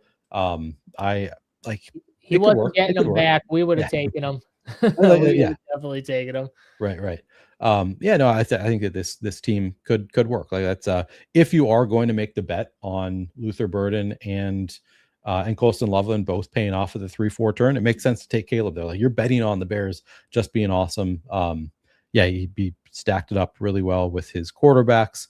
I think the positionality makes sense with the way he went after a bunch of receivers. Didn't take a receiver until the 4th round. I mean, it was 3-4 turns, so flip it, whatever. But yeah, I think he made up for it with volume and getting, like you said, some of those kind of mid-range wide receivers at nice values. Yeah, no, I think it's a decent team. I'd say I compare it, similar to ours, where it's like I don't think it's an A+ team, but I think it's well constructed. Did you see Tyler says, or Easy Money says, Giants Cowboys 92-88 week 17, and I'm rich. Did you see the Malachi Fields? Art Stapleton via the All In podcast said if the season started on Sunday, Malachi Fields would be in the starting lineup for the Giants and an integral part of this team. Wow. I have not drafted much Malachi Fields. I somehow have a decent amount of Malachi Fields. I think it's because I had a decent amount pre-draft, and then I drafted a little of him early because he's one of the guys our college football, my guy Bruce, was super high on coming out of college. And obviously with Neighbors up, and since I haven't pulled this draft up yet, but we're already up on the clock. We're taking Amon-Ra at 8. So all right, I like getting Amon-Ra at 8, so that'll work. I'm gonna pull this draft board up right now. So give me 1 second. Bear with us while I pull this up on stream. Thank you, Spunky. I did. I'm glad you said something. Not that, I mean, it would have auto drafted Amon-Ra, so it would have been fine anyways. But still, I'm glad you let me know. So, all right. I was starting to wonder. I was like, I feel like you entered this a while ago. I know. I know. It did take a second to fill though. Okay, yeah. How do you guys like Mike Washington or Roman Hemby? I definitely think Washington's the right side of that coin. Not really in on either, but could get lucky in a fall in on Genty. But not two guys I'm drafting any of right now where they're going. I occasionally draft Mike Washington, or at least think about it. But yeah, not drafting a ton. All right. And I got us back up here. So we're picking out of the 8 spot here so far, 1 through 4, pretty consistent. James Cook at 5. That's different. CMC goes at 7. We get Amon-Ra at 8. And then, honestly, kind of a gift to get Amon-Ra at 8. Yeah. Okay. So we're going to get a pretty good pick either way. Yeah. We're in a great spot here. It's going to be heart versus head, Neil. What do we do? It is. I mean, we'll see what's available. We'll see what's available here. Actually, there's a few guys that are in your heart of hearts. There are some guys in my heart. Yeah. I mean, okay. I mean, how do we not just take the fall? You take Saquon, yeah. I do think Saquon is falling for. I think people are like really believing that it's going to be like a 50-50 split with Saquon and Wait a second. Tank Bigsby. Yeah, Denzel Boston went. The pick. What are we doing here? Red. We'll see. Oh no. Yeah, that was weird. He went Jonathan Taylor in the 1st round, so I feel like Red was in a draft with me on Sunday. Maybe that had to be an accident. Is that the week 17 game? It is the week 17 game. So it might have been just an accidental, like he queued up the teams. It could have been that. Well, we'll know by his we'll know by his next pick. Yeah. That to me has to be an accident. But if I see Shador Sanders go next, Right. then we're in some trouble here. We might be in a little trouble here. So, all right. So as somebody who's drafted a lot of Saquon Barkley, I haven't really loved seeing the fall today, but he's been falling a ton. Like all of my drafts, I keep getting him with like weird combos on both sites today. And I don't know if that's going to hold. I think it's probably just all of the like he's splitting carries with Tank Bigsby. Like people think it's going to be a split. I'm not buying that. I don't think as good as Tank Bigsby is, I don't think it's going to be. I don't think anybody thinks it's going to be 50-50 split, but I think people really think it's going to be 60-40. And Here he is. Questioning. Here he is. There's my guy Red. He said, dude, DK That's misclick. Whoa. All right. I knew it was a misclick. It makes me feel better though that like you're in the chat and you just like said that was my bad. It's a misclick. So all right, that was a misclick. Oh, that's not fun. Yeah, it's tough. I'm sorry, man. I'm sorry. I was gonna say I like Denzel Boston too, but what 145. You want to get aggressive on Denzel Boston, but yeah, no, I figured that was a misclick because he went JT, so it wasn't like he went something weird in round one, Right. So. But yeah, no, I've seen the Saquon stuff. It's definitely the Tank Bigsby splitting reports that are making people maybe a little uneasy of second round Saquon. Yeah. I'll buy the dip. I'll buy the dip on Saquon. Honestly, I think 17 is like where I have him ranked now. Okay. So. Interesting. Well, yeah, but I was kind of low on him to begin with. All my Saquon stuff is mainly kick inspired Saquon. So I'm high on the offense. All right, let's see. So Devontae's here. I mean, I don't get Saquon normally with Devontae. Yeah, we can do that. I'm fine with that. You don't like Jeremiah Love? Let's do Devontae. I'm not a Jeremiah Love guy. We'll get him in the 4th round, Neil, if we get him there. I think he's going there. Like I think it's not ADP wise, but I think it's going to be like he'll fall there enough that if that's where you have him, you'll probably start getting a little bit. I mean, slurp the Dipperino. You got to slurp the Dipper. Even Smith too. Like I know he's dealing with the hammy and stuff. It's not the best, but man, I don't have many teams where I can pair. We got Amon-Ra, Saquon, and now we get Devontae with Saquon. That feels pretty good, Neil. I mean, sometimes you just got to lean into the top guys, and I think those are the clear 2 picks. Yeah. You see Red's. I was curious Red's explanation for how do you misclick onto Denzel Boston. That's an interesting one. So he says he's the pick after Pearsall, so he was just starring so that he wouldn't get Pearsall if he goes to the restroom or something.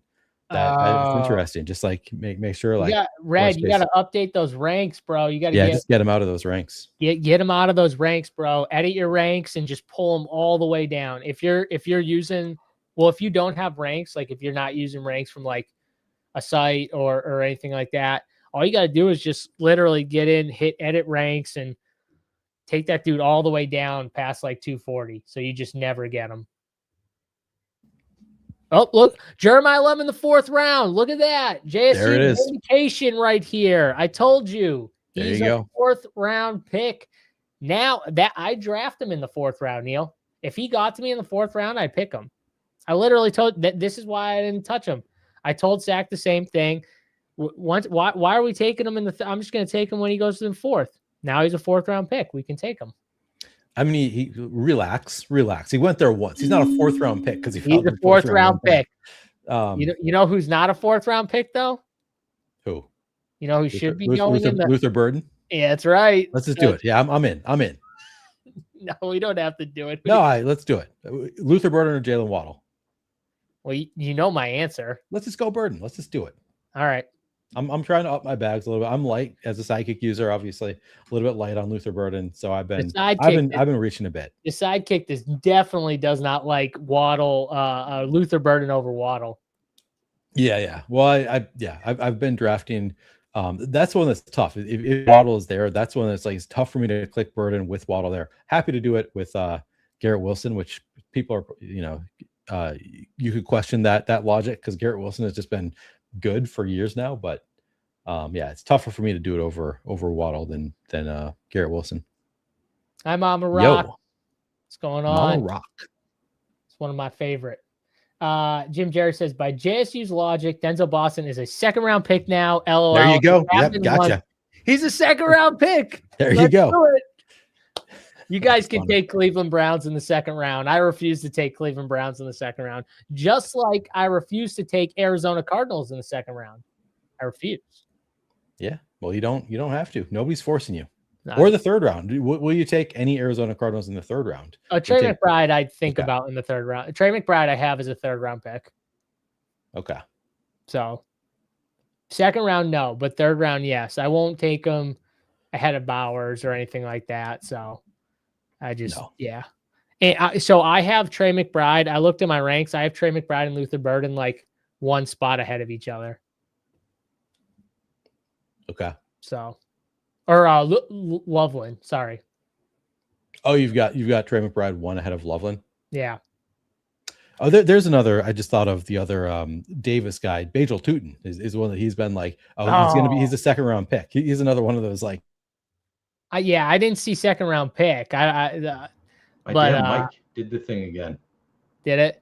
I didn't see second round pick from Bajal Tootin, but I have heavy Bajal Tootin bags. So now that I think about it, me and Davis are aligned on a lot more guys than we're not aligned on. That is funny. Yeah. Yeah. Because Bajal Tootin's one of my highest owned guys too. That is funny. All right. We're almost up. Oh, DeAndre Swift would have been perfect with this team here. That would have been nice. Yeah. J-Mo's still here. We do have the Lions stuff going with Luther. I like J-Mo. I do like J-Mo. Let's do it. I think this is I don't normally get J-Mo with like my Amon-Ra, but I think the way we're building out this team, it's more heavy correlation anyways. It's more like stack as opposed to like top player. Cause I think you can make the case like Devontae Adams, J-Mo. Devontae Adams probably a little more of a consistent guy. Maybe you go him, but the way our team's built, I think J-Mo is the right pick. The one that I don't like taking is I wouldn't want to put Sam Laporta on this team unless he like really falls. Like I feel like the three of them are pretty unlikely to all hit together. I think the bet on J-Mo is kind of a bet that he's going to overtake Sam Laporta as that number 2 option in the passing game, or number 3, depending on how you consider Jahmyr Gibbs. So that's where I'm like, I don't really love taking all 3 of them, but I think taking 2 of them feels really good. I love that take, unless he falls. I'm with you. Let's not reach for Sam Laporta. If he falls to us, though, and we need a tight end, I'm okay with take. Oh, Rome goes there. I was thinking in my head, I was like, no way Rome's going to fall back to us. I 100% agree with that take. Just kind of lean into, because you have to think all of these guys can't like all get there in a way. And we know Gibbs is going to get there. That's kind of a given. Yeah. One of Amon-Ra or J-Mo is definitely going to get there. It's like, okay, who's the third guy? Because there's probably not going to be a fourth that like smashes, but there can be a third guy. Is it J-Mo? Is it Sam? Yeah. Is it Tesla that comes out of nowhere and just maybe he gets touchdown lucky again? Come on, you're too much of a slappy if you're putting Tesla in that question. Sorry, I got a lot of Tesla. I couldn't help myself. Okay, Jadarian Price is top of the kick. We don't have much at running back. We could just take Jalen Hurts now and continue with our stack. I will queue him up because you probably like Jadarian. Yeah, I'd go Jadarian Price, and okay. We got some coverage at quarterback again. Oh, at least that's that's fine. You know what? Big T made me take Jadarian Price at like that, right around that kind of that price range, in the 555 on Sunday. I told him he could have the set. I'd give him like the 3 best plays, and then he'd pick. And he saw Jadarian Price, and he didn't even think twice. He just snap called Jadarian. Wow. I was like, "Are you fucking kidding me, Big T?" But to be fair, he didn't know that I was like, I'm completely out on Jadarian Price. So he didn't know that. It wasn't like an actual bit. He was just like, no, I really like Jadarian Price this year. I'm like, son of a fine. I'm neutral, I'd say, on Jadarian Price. Like, I'm not like going on my way to get him. He falls. It's kind of like in this spot where, sometimes I'll take Jordan Tyson there. It's kind of a like, I'll let the sidekick tell me. Plus, I kind of like the idea of pushing quarterback there. Yeah, I don't know. It's a My tough one for me. my take on Jadarian Price has never changed. It's not a bet against the player. It's a bet against the fact that I know they love Zach Charbonnet. Even though Zach isn't even healthy yet, the coach literally talks about him like he's his favorite player of all time. It's crazy how much love Zach Charbonnet gets, and he's still recovering from this. It's an ACL injury, I'm pretty sure. And he got the surgery on it and everything like kind of late in the year. What was it, like February or something like that? So the timetable is really interesting. And then there was that report that, oh, he could be ready earlier than we think, and maybe week 1. And I'm like, no way. He's not gonna be ready week 1. But what I think happens and why I don't like Jadarian Price is at some point Zach Charbonnet is going to come back. And when he comes back, unless you think Jadarian Price is just way better than Kenneth Walker, which I do not, Zach Charbonnet is just going to come back and take over his role. The role that we just watched Kenny Walker, and we got frustrated because Kenny Walker, didn't have Zach Charbonnet's role, kind of. You know what I mean? Like Zach Charbonnet got those high value inside the 20 touches. It felt like Kenny Walker would get them to the red zone, and then he'd come out and Zach Charbonnet would just come in and eat. That's how it felt to me. And I think that's what's going to happen to Jadarian Price. And then you could get the Helani passing game stuff too. Maybe that's not the case. So you're hoping for an early smash, but he's also a rookie. So I'm always careful with rookies in general. So those are the reasons why I'm not like fully bought into the Jadarian Price thing. Yeah, don't mind Marvin Harrison here. That's a nice fall on Marvin Harrison Jr. Okay. Yeah. So Marvin Harrison, not someone that I draft a ton, but he can't catch. Now he can catch. What you know what I mean? I do think it's kind of funny that like we just go back and forth on these guys and they're like, no, he sucks. No, now he's good. No, he sucks. Like, make up your mind, people. Okay. What about this? Maybe Marvin Harrison is just inconsistent, but ultra talented. How about that? Like, I think that's what Marvin Harrison is. You know what? Michael Wilson, way more consistent. Maybe not as talented as Marvin Harrison. Probably not. But consistency-wise, I think he's way more consistent. He is. I will. People put out that clip of like Marvin Harrison and Michael Wilson, same practice, like, and it was like every pass, running routes or something, running routes and catching the ball. Every pass to Marvin Harrison was behind him. Like it was just like it was on whoever was throwing the ball to him. It was like, so he's throwing, and then it's like, oh, look at this drop by Marvin Harrison. It was like weird angles, but like you could see he's running this way. The ball's like back here. He's like trying to make a miraculous play, whereas Michael Wilson just like making this play every time. It hit his hands, Neil.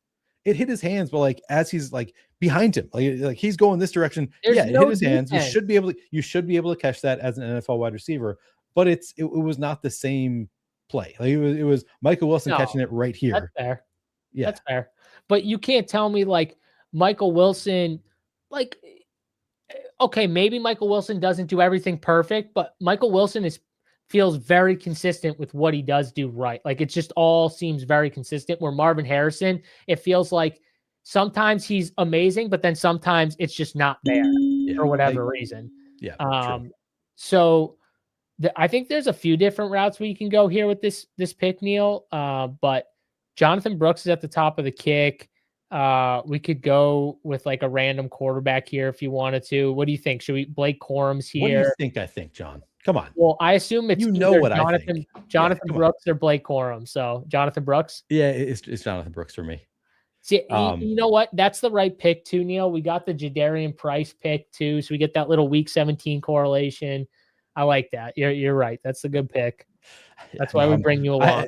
I'm kind of joking because I'm like Jonathan Brooks is so much my brand. I actually like for the most part, if we were not on stream and I didn't want to make that joke, like it's kind of 50-50 for me when Blake Corum is on the board because I like Blake Corum that much too. Like it really is like sometimes I will take Blake Corum ahead of Jonathan Brooks. Jonathan Brooks I think that's your good. Brand, bro. He is my brand. So at this point, it's just we'll do it. But no, I like Blake Corum quite a bit too. But yeah, Brooks, I think I can't tell if he's going to continue moving up. Like I know like the leg up people think that he's going to be a consistent 7th round pick at some point. I've seen even heard people say 6th round pick.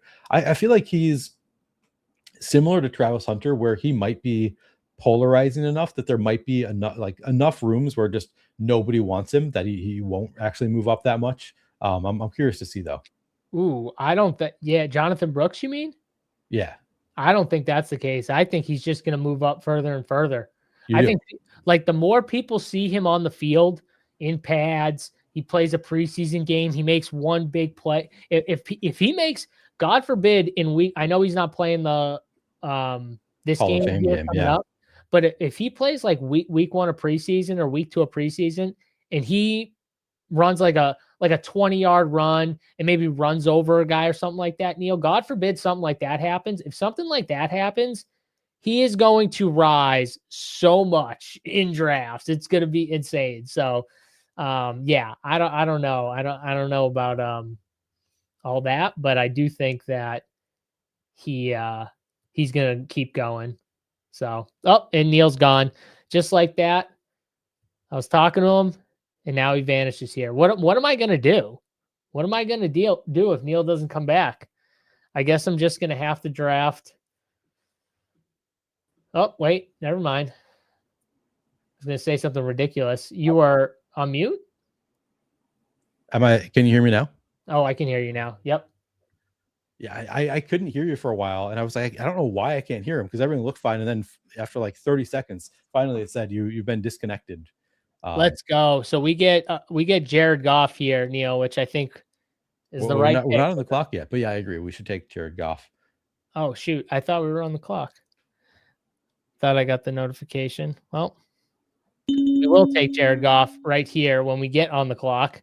And now we're on the clock here. Look at this fall. Chuba Hubbard is here at 104. This is why I took no Chuba Hubbard, because I knew this shit was going to happen, and it did. But it's fallen big time. Like, Neil, what's the price in which you start drafting Chuba? Because I have him ranked 95, which has not changed. Like, this has been the ranking. So at 81 or whatever he was going at earlier, I had 0, but I've started to click him a little bit because the fall is insane. Like, I don't think he's an amazing player by any means, but like he could just fall into production if like Jonathan Brooks, something goes wrong with him. Like if he gets banged up or something like that, Chuba's going to crush. So I'm buying the dip. I am too. I think that he's a strong pick in the 90s. Like, if we didn't, like, we had the double stack there, so it made sense for us to take Jared Goff. Oh, yeah. If we didn't have Jared Goff and Jonathan Brooks on our team, then yeah, I would love Chuba Hubbard at pick. I mean, 104, that's just a slam dunk, in my opinion. But, you know, we took Brooks over him, so that kind of shows you where we're at with that too. Senior Strong says, coaches already said Chuba is the number 1. Not sure how you guys are steaming Brooks like this. Find me that quote, because I don't think that's true. I don't think I've heard that at all. I think everything that we've heard is like, we believe in Jonathan Brooks. We think he can be the number 1. I think that is not a quote that I've seen where the coach has said, maybe they said he's going to start the year as a number 1. I've seen that, like, oh, we're going to start with Jonathan Brooks in the early season Rico Dowdle role. But I think that the intention of the team is for Jonathan Brooks to be the number 1, at least by like the second half of the year. Yeah, I agree with you. I haven't seen a quote like that. I've seen a quote like, we'll see what Jonathan, I think, can like handle, and we'll start him off. I'm sure they're going to ease him in, right, Neil? Like they're probably going to ease him in, but I'm just telling you, he's one of those like polarizing type of players. Like when people see what he can do, if the hype is just a little bit real and he rips off something big early, like people are going to start to slam him in drafts in preseason. I'm just telling you. Matthew Golden goes, and let's see here. So did our quarterback that we... No. Yeah. Do we have another quarterback? No. We only have Jared Goff here. So who do you want to go with here? I'm not really into like all these guys on the kick. We don't have anyone with Jordan Love. Jordan Mason would be a pick for me. Jordan Mason? Okay, sure. What do we have as far as I couldn't see what our structure is right now. Do we have too many running backs? I think we're no. So that's the 4th running back. I think that's good. I think that's a good spot for Jordan Mason. Okay, so right now, this is our build here. So we've got a 1-4-5-0 Amon-Ra, Saquon, Devontae Smith, Luther Burden, J-Mo, Jadarian Price, Marvin Harrison Jr., Jonathan Brooks, Jared Goff, Jordan Mason. That's our team so far. Yeah, I love. I mean, obviously this is in my opinion, a team that works for both of us. I mean, we got your guy Luther Burden, we got my guy Jonathan Brooks, we got Jordan Mason. This is just this is a fun team. Yeah, no, this is a fun team right here, and we'll have to piece out the QB2, QB3, but I think it's okay because we got some good correlation. We got a bunch of our guys. We got some fallers too. I don't take a lot of Marvin Harrison, but at 80, I think it's fair. I think it's fair to start taking some Marvin Harrison. You don't see Marvin Harrison in the kick either, really. So yeah, he's not a huge kick. Like the kick doesn't love him. I get him sometimes with the kick.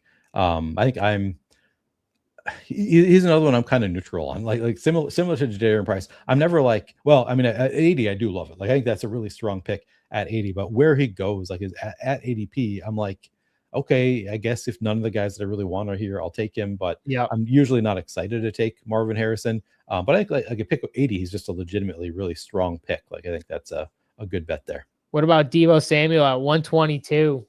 Deebo 122. I mean, Rocket. I'm just so glad we got him when he was not at pick 122. Yeah. Dallas Goedert goes there. That's kind of a bummer. Dallas Goedert would have kind of fit the old team right there, but that's okay. George Kittle. What are you doing with the George Kittle fall? Yeah, I'll buy it. I don't have a ton of George Kittle. Now he gets the out tag, so we get a little discount there. I'm in. Yeah. It's one of those things when, damn it, Keaton Missile goes again. I gotta start. Stop talking so much about Keaton Missile. This is all your fault. I know. No, it's not all my fault. Okay, I don't have the biggest following. We can blame the people with the bigger followings to have the fault is all on them. But George Kittle goes, Keaton Missile goes. I'll take the smallest of the fault of anyone on this list right here. All right. But we're gonna get, I think, a pretty good fall, whoever it is at quarterback here. And I know we don't have a stack on either one of them. Who would you rather go with? Jordan Love, who's the bigger ADP fall at 114. We don't have a Green Bay guy, or Baker Mayfield, who's probably the better quarterback because we can back stack if you're looking at it from that standpoint. But who do you want to go with? I would probably just go Jordan Love for the better projection. But yeah, if you really want to stack, then I think Baker Mayfield's fine too. No. We'll take honestly, at that point, it's just enough of a fall that I'm like, I guess we're not going to stack him, but we can just hope that he's spreading the ball around. And we could take Savion Williams at the end of the draft. Could always take Savion at the end. Yeah. So I'm trying to think, are there any other back stacks? I think Savion is the one. Marshawn Lloyd and Savion Williams at the end. That'll work. Yeah, I'm in on Lloyd. Do you like Lloyd? I do like Lloyd. Yeah, he's one of my go-to later round running backs. Okay, all right. Well, fuck. I mean, shit. Then we'll take him. Yeah, let's do it. I don't hate it. Let's see here. What's going on? Who Hams, my guy? Who Hams? Good to have you in here. Let's see. Do you think it's a bad idea to have one elite QB build just taking a 0 at the spot for a week? Trevor says. I do think it's bad. I think you should take at least 2 quarterbacks on every team. I mean, if you're talking about like, if you have, we saw it in the last draft, Josh Allen and Jaden Daniels. If you want to take a 0 week 7 on that team, I think it's better. But I think it's just, I don't think it's a good idea to just take one quarterback in general, because you got 20 spots. Like you can get a second quarterback pretty easily. That the value of that second quarterback is going to be worth more at some point than whoever else you're taking, where Aaron Rodgers goes or where, those later quarterbacks go. I don't think it's a great idea to just stick with one elite quarterback. Yeah, I agree with Neil, especially on DraftKings, because you get the extra 2 rounds. I mean, shit, you can take Shedeur Sanders in the 17th round or something like that. Like, you don't have to do anything. If you're going to take Josh Allen or something like that, the problem is you definitely want a quarterback who you think is going to play early. So that's the key. But yeah, take someone late. You know what I mean? Take a Bryce Young, take just anyone that doesn't have a week 7 bye, that goes pretty late in drafts. And you never know. Maybe you just get a fall on a random quarterback. Like maybe you get a fall on Malik Willis at 160. Man, we got to fall on a few guys that I like here. Tyrone Tracy, Jake Ferguson, Mark Andrews, Rashid Shaheed is a week 17 guy. A lot of good options here, Neil. We don't have a tight end. Take your pick of the tight ends. I've got a ton of Ferguson. Are you over Mark Andrews with Jake? Only because the kick always tells me to take Ferguson first, but I'm fine. I like Mark Andrews quite a bit. I got them close. I have Mark Andrews ahead of Jake Ferguson.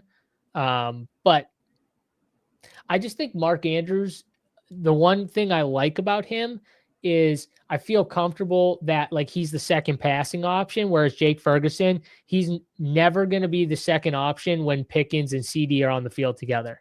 Yeah. Now, when one of them leaves, though, Jake Ferguson becomes the way better fantasy option. So that's the kicker, because on DraftKings, he's going to get like the volume if one of them is like out. Unless you believe in Ryan Flournoy. A lot of people believe in Ryan Flournoy being the, capable number 2. Well, but yeah. They kind of believe in him, I think. They do. I mean, I think he is a talented player. He's one that I think it was 2 years ago. There was somebody in the Flanovers Discord who kept on talking about Ryan Flournoy. It was like bringing him up all the time as like a last round best ball pick. So I'll always associate Ryan Flournoy with him because there's like nobody else has heard of this guy, but there's one guy who was super in on him, and now here we go. Last year he was kind of took off, and now he's getting drafted every draft. Yep. Wookie says Debo at 122 is my bad. All good, man. It's not your bad. I mean, so honestly, people have him like ranked there. That's kind of like where he's been going. So is what it is here. Don Easy, he just posted him on social. JSU. Who are we talking about here, Don? I don't know who we're talking about here. Maybe I missed that one. Have you had any of your drafts thrown out yet? I've had that happen to 2. My first time. I haven't seen any of mine get thrown out yet, Neil. What about you? I haven't either, which is, I've been sort of surprised. There have been a few that I've thought were questionable and I thought would happen, but no, I have not yet. Yeah, no, I haven't either. I definitely had some like in the past, but not this year, at least. Okay, so we're back up in a sec. We got a 2-4-5-1 build going right here. Travis Hunter's at the top of the kick. He goes. That was painful. I thought we were going to get it. Yeah. Hunter Henry is up top. Cam Ward still here if we want to go QB. Bretton Strange, Trey Tucker. Who do you like? I'd probably just go Hunter Henry. Okay. Hunter Henry it is. You sound so happy when you said the click. It was just losing Travis Hunter there was just so painful to my soul. I know that's what you wanted so bad. When I saw him there, I was like, oh, Neil's going to be so happy if we get Travis Hunter. Yeah, that was rough. I thought we had it in the bag, and just lost him last second, but we can live with that. The good thing is, the problem is our team would have been perfect for Travis Hunter because our team, he wouldn't have been like a guy that we needed to rely on. See, those are the best Travis Hunter teams when you have those like early receivers. Like we went 4 receivers with our first 5 picks, Neil. That's like the perfect Travis Hunter team. Yeah, no, you would have been great for this team. Can break in there with some spike weeks. But it's all right. We'll live. We've got plenty of Travis Hunter. Interesting that Rodgers is the top without any stacking right now. Plenty of back stacking options with Rodgers. Oh yeah, so I'm open to it if that's what you want to do. Yeah, let's see. Mama Rock says no good tight end 2 for Ball either. Feels like they lost them. They lost all their guys. They lost Kolar. That's another reason why I like it. They're so thin at that one position that it used to feel like they had multiple bodies at, and now they don't have that type of depth. So that's another reason. That's a good point from you. Anthony Knoll says, what is the starting roster? It is PPR. Anthony Knoll, the starting roster is 1 quarterback, 2 running backs, 3 receivers, 1 tight end, and 1 flex spot in best ball. All right, yes, we are almost on the clock again. Omar Cooper goes. That was the other one. I would have been happy to get him here. We can get Trey Tucker again. I know you're really happy. Yeah. Juwan Jennings is I'd probably go Tank Bigsby here. Ooh, I guess we have pair with Barkley, which makes Saquon? it we do have Saquon, so maybe not, I guess. That's It's a up to bummer. you. It's up to you. I'd probably just go top of kick. Just go Schultz. I'm Oh, fine with Tucker if you prefer. oh God, not Dalton Schultz, people. I clicked them. Oh No, you didn't. we got Trey Tucker. I mean, we got two tight ends already, right? yeah. Oh yeah. We got 2 tight ends. Yeah, that's all good. Trevor says, when drafting a lot of teams, what is your way of keeping track of your teams so that you're not drafting damn near identical teams? I mean, it's not a huge concern. Like you're not going to get the same teams, like the same possibilities draft to draft. Like your draft board is going to change, so your teams are naturally going to change. But I keep track of mine in Best Ball Explorer, so it is on the solver, or you just Google Best Ball Explorer. It's a free tool that the solver puts out, and you can put all of your teams in there from every site to look at all your different teams pretty easily. Simple way. Also, too, like Neil said, the ebbs and flows of the board, the ADP changes throughout the year. It's really hard to just draft the exact same team. Even if you're clicking similar players in a few ranges, it's still really hard to get like the exact same teams, even if you're drafting 1,000 teams or whatever. Yeah. Neil, you know your number? Do you know how many teams you've drafted? Completed looks like, hang on. Oh, because you're in like 5 billion slows probably. I'm in fewer right now than I usually am. I've actually been entering more the past few days to try and get all my eliminators in and stuff. But completed teams that I've uploaded to Best Ball Explorer, I have 1,360. So Damn. yeah, we've drafted a fair amount. Not on the level of like Davis, who I think is maybe reached 3,000 already, but yeah, we're at 1,360 so far. Damn, that's a lot. Some of those are auto drafted. I've done the little Dalmatians, the $1 drafts. I've done, so that's 202 drafts that I've literally just set my ranks and auto drafted it. Yeah, see, if I did that type of stuff, I'd definitely be pushing the 1,500 range right here. I think I'm at like 800-ish drafts completed. Yeah. I would like to get to 1,000, but we'll see. I don't want to like force it just to force it, you know?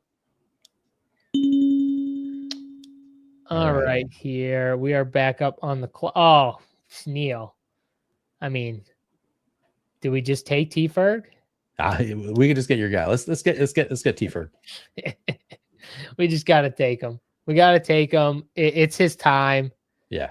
Yeah. We needed that here. All right. So we got Jake Ferguson, T-Ferg, and Hunter Henry as our tight ends. Not a terrible tight end room. I mean, so we got Ferguson correlation there. There you go.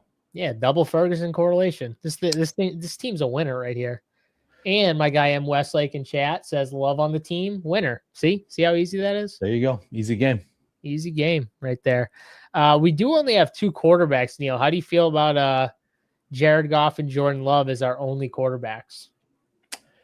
I think it depends what else comes our way. Like if we get, the opportunity for another quarterback at a decent spot, sure. But we can live with it. Jordan Love should be spreading the ball around, could have some potential there.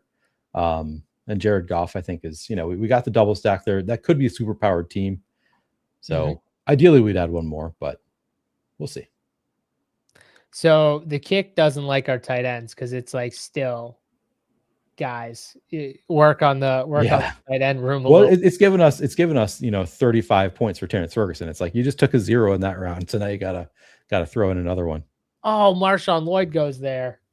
Ooh, it's all right. We can go a late Savion Williams.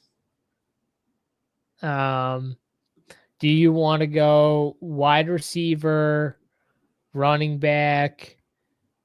I think we got a good option at wide receiver if we want to go there, and Dontavian Wicks with our Philly stuff, if we wanted to kind of build that out a little bit more. Yeah, I'm probably fine with Wicks, but can you show me all positions? Yeah. I thought there was another name that I was noticing. Maybe they went. Maybe it was a player that went. Wicks just went, so forget about that option. Okay. Jonah Coleman, Ray Davis just went. I was going to suggest Ray Davis. So let's see. AJ Barner, if you want to go tight end. Cade Otton's week 17 with Terrence Ferguson. We could just take the fall on Jonah Coleman. It's 16 picks past ADP. Oh, yeah. Let's do that. Running back kind of sucks anyways once we get to this point. So, Sure, why not? All right, so our running backs, Saquon, Price, Jonathan Brooks, Jordan Mason, and Jonah Coleman. I mean, not the best room, not like the worst. I think, All depends how you see Jonathan Brooks. If you see Jonathan Brooks as the ascending RB1 on a team that likes to run, then it's an awesome. We got a great start at running back. But if you see him as the backup to Chuba Hubbard, then you're not going to love the team. I think it'll work. And Jordan Mason, I think could surprise. I think I would not be shocked to see 10 touchdowns for Jordan Mason this year. Yes, Anthony. I thought I said that, but it is a PPR format here. Best ball on DraftKings, just like DraftKings. Like the DFS. It's a PPR, same thing. So. Senior Strong says Davis isn't at 3K. He said he will probably end up around 2,000. Okay, so I'm not gonna keep up with Davis, but I guess I think he wanted 3K. I don't know. Yeah, okay. But I don't know if he's gonna get to 3. That's a lot of drafts, man. I mean, even so 2,800 is that's a crazy amount of time drafting. Yeah. But yeah, my numbers are padded by the 202 auto drafted little Dalmatians.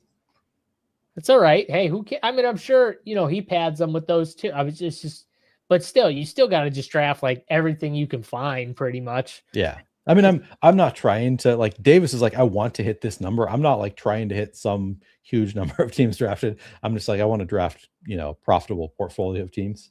Yep. No, I get it. I get it. Different here. Spunky says, Brab, our QB teams need help. Yes, they do. What's yours? Let's see. Spunky's here in the 6 hole. He's got 3 QBs though, at least, but 3, 4, 6, 3, JSN, Drake London, Chris Olave, Jalen Waddle. Well, it's a good start. Travion Henderson, Jordan Tyson, RJ Harvey, Rico Dowdle, Pat Mahomes, Xavier Worthy, George Kittle, Sam Darnold, Isaiah Pacheco, TJ Hawkinson, Fernando Mendoza, AJ Barner, Sean Tucker. I mean, yeah, quarterback's not the strongest, but still got 3 of them. Yeah. We only got 2. I think your quarterback room might be slightly safer than ours. Cade Otton is still here at pick 200. Do we just take the 4th tight end, or do you want to go with another receiver? Yeah, we don't have any other like quarterback outs here. So yeah, I'd probably just go Cade Otton. No, unless if Jerry Jeudy was there, I was going to say we could go Jeudy and then backstack with Sanders, but I don't think he's there. No. Yeah, no, because the kick would be telling me to take him probably, so he's definitely not there. All right. Well, I do think we have one other option at QB if you want to do it, but we do have Marvin Harrison. If you want to go 20th round Carson Beck, I do think he plays in the season. Everybody says he's so bad, and this is one where like I've never watched him play. I agree. I think he's bad. I've actually seen him play. I don't watch, I've always said this. I don't watch a ton of college football, but I've actually seen Carson Beck play multiple times, and I think he's really, really bad. But yeah, probably not. It's more just like if you wanted a third quarterback, that's probably going to play late. We've got a decent quarterback room. We got Jared Goff. We're counting on Jared Goff and the Lions just being electric this year, and then we have Jordan Love, and we don't have the stack, but like we got a nice fall on Jordan Love. I think we're good. All right, I tried, guys. I tried. So a 2-5-6-4 build is where we're at. Probably going to finish out with a couple receivers, I would assume, Neil. Maybe a running back here. I don't know. Maybe a 6 running back. Yeah, I'd be open to Katron Allen, Nick Singleton, Keenan, Ted Hurst both look good. So maybe what we do is we go Keenan here and then see what falls back to us at running back. That works for me, yeah. Although, unless you want to do Savion Williams with one of these last picks. Well, Savion, we can do our last pick. True. If we get sniped on Savion, then I'm letting it go, Neil. Yeah, like, that's fine. Yeah, we can live with that. If someone is really going to snipe us on Savion Williams, then if you're committed to sniping us, you can have him. We'll take a better player. Yeah, we'll just take honestly, like a way better projected player too, and that's saying something. Yeah. Trevor, I don't know why the $1 million play action is no longer showing. Let me see if it's showing up in mine. Oh, did it fill? Yeah, dude. That I'm pretty sure the contest filled yesterday. That's the $3.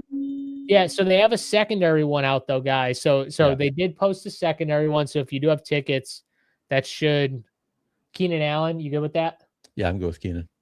All right. So yeah, no, the main one filled though, because I jammed my last like 7 entries yesterday morning to make sure I got them in. But yeah, no, that one filled.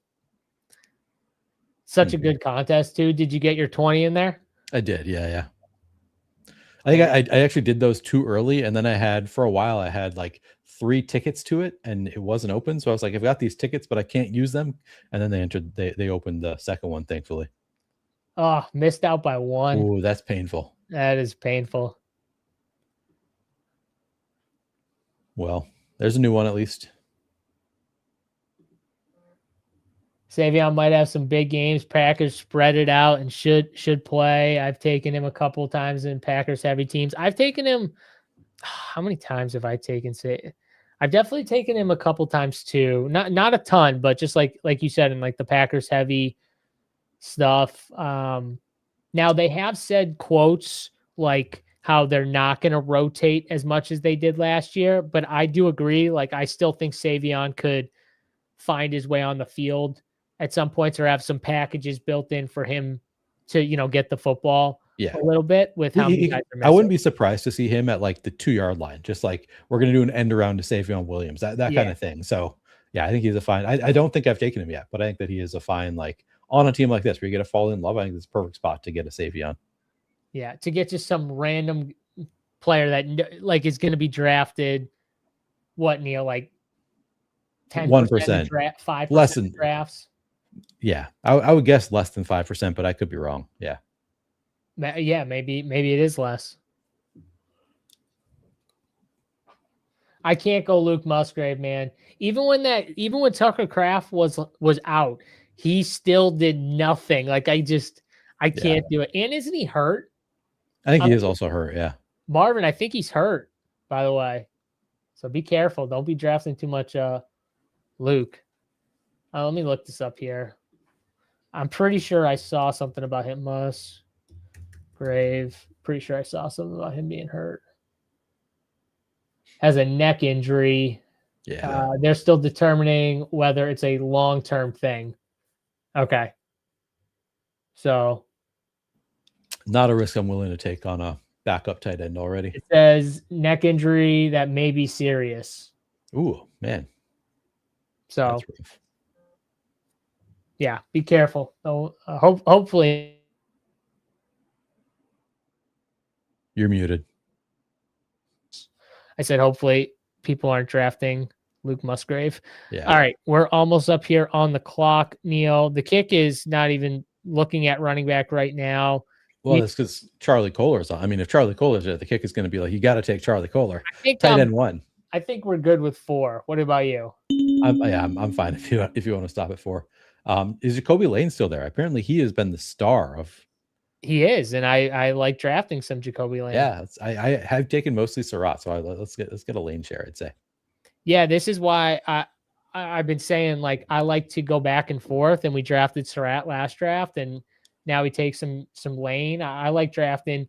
You can draft them both together. Honestly, you can do that in the 18th, 19th. If you want to do that, or you can just kind of alternate them. But this is why I like to bet on just one of those guys hitting. You know what I mean? Maybe they both won't hit, but I think one of them does. And so, just alternate them and try and get double-digit shares of them. I think I'm like 11 or 12 and 15% between the two. Yeah, I think that's totally reasonable. Yeah, I think I'm gonna. Well, we'll see how much if Jacoby Lane moves up a ton. Maybe I won't get as much as I want. I think I only have like 4% Jacoby Lane. I've been making my bets on Surratt, but yeah, I think I'm gonna start mixing him in more there. I've also taken some Bateman. He's also in the mix there for me. So yeah, I do. I just spread it out with those three. The guy I want to take more of is well, I have been taking him. I have a decent amount, but I want to take Xavion. I know you do. Of course you do. I just least surprising thing you've said on the show. He is him and Brendan Thompson are like my two favorite 20th round picks. If I had to give you two of my favorite 20th round, you're laughing right now. Those are Keandre Lambert Smith ass picks right there. No, they are not. They're way better than Keandre Lambert Smith. Don't do that. Don't you put that on my guys right now. These guys, first of all, I thought it was really cool that they were telling him to just follow Khalif Raymond around. Like the coaches were telling him, like, just do it. Just literally copy what Khalif Raymond does. And I think what you see is similar to what we saw with Zacchaeus, where Khalif Raymond is like the early guy. And then like midway and later in the season, you see Xavion start to sniff the field and get So we're comparing him to Luther Burden right now. Is that what we're doing? I'm not comparing him to Luther Burden. I'm saying they're going to bring him on slowly. Yeah. The only reason Luther Burden was brought on that slow was because he was dealing with an injury and he missed some of training camp. True. In my opinion, that's the only reason. You good with Xavion here? Yeah, let's do it. All right. Yeah, that's the only reason I think he was brought along that slow was I think he missed a decent chunk of camp, if I remember correctly. Yeah, no, I think you're right about that. Thank you, my friend. Good drafting with you guys as well. All right, Neil, that is the team here. We'll go through it real quick. So we're out of the 8 spot here. We only went 2 quarterbacks in this one, which I don't do a ton of, but I've been trying to do it a little bit more just because I have so many 3 quarterback teams, and I like the 3 quarterback teams more, but I do think, mixing it up a little bit with some 2 quarterback builds, not a terrible idea. So I don't mind it. We went 2, 5, 9, 4 out of the 8 spot. Amon-Ra St. Brown, Saquon Barkley, Devontae Smith, Luther Burden, J-Mo. So just a ton of correlation in that first 5. Jadarian Price, Marvin Harrison, Jonathan Brooks, get a little week 17 with Price and Brooks. Jared Goff to go with our Lions and Bears stack right there. And then we get Jordan Mason, Jordan Love, who fell to like pick was a 128. So a nice ADP fall on him. Jake Ferguson, Hunter Henry, Trey Tucker, Terrence Ferguson, Jonah Coleman, Cade Otton, Keenan Allen, Jacoby Lane, and Savion Williams here. Neil, what do you think of that build? I think I like it slightly better than the last one. I'll give this one a B+. I think because we had some nice falls. So we actually got some getting first just Amon-Ra at 8, Saquon at 17. Just that pairing by itself is going to be kind of rare. Then we get the fall to 80 on Marvin Harrison Jr. We get the double stack with the Lions. We get the nice correlation there, Lions and Bears. Obviously, we don't have as much with the Packers stuff. Just getting Jordan Love with Savion Williams, it's a bit tenuous, but I'd say, overall happy with how this team turned out. How about you? I'm very happy about it. I wish we went Xavion instead of Savion at the end of our draft. Ooh, Xavion instead of Savion at the end of our draft. I could have thrown people way off with that because it kind of sounds like the same person right there. Savion. But we needed a Packer for our Jordan Love here. Maybe he throws 3 touchdowns to Savion Williams at the Week 17 game and wins us all the money here, the $3 million. But yeah, I like this team. Like you said, I think I like it a little better than Team 1. I like that we got that nice correlation with those, the game stack, and then the Philly correlation with Saquon and Devontae Smith, which I know it's not like super unique, Neil, but I feel like it's harder to get Devontae to fall to the end of the board where Saquon usually gets drafted, and he did. So, we got a little fall on Saquon, and then we got Devontae to kind of fall back to us. So that was kind of was kind of nice there.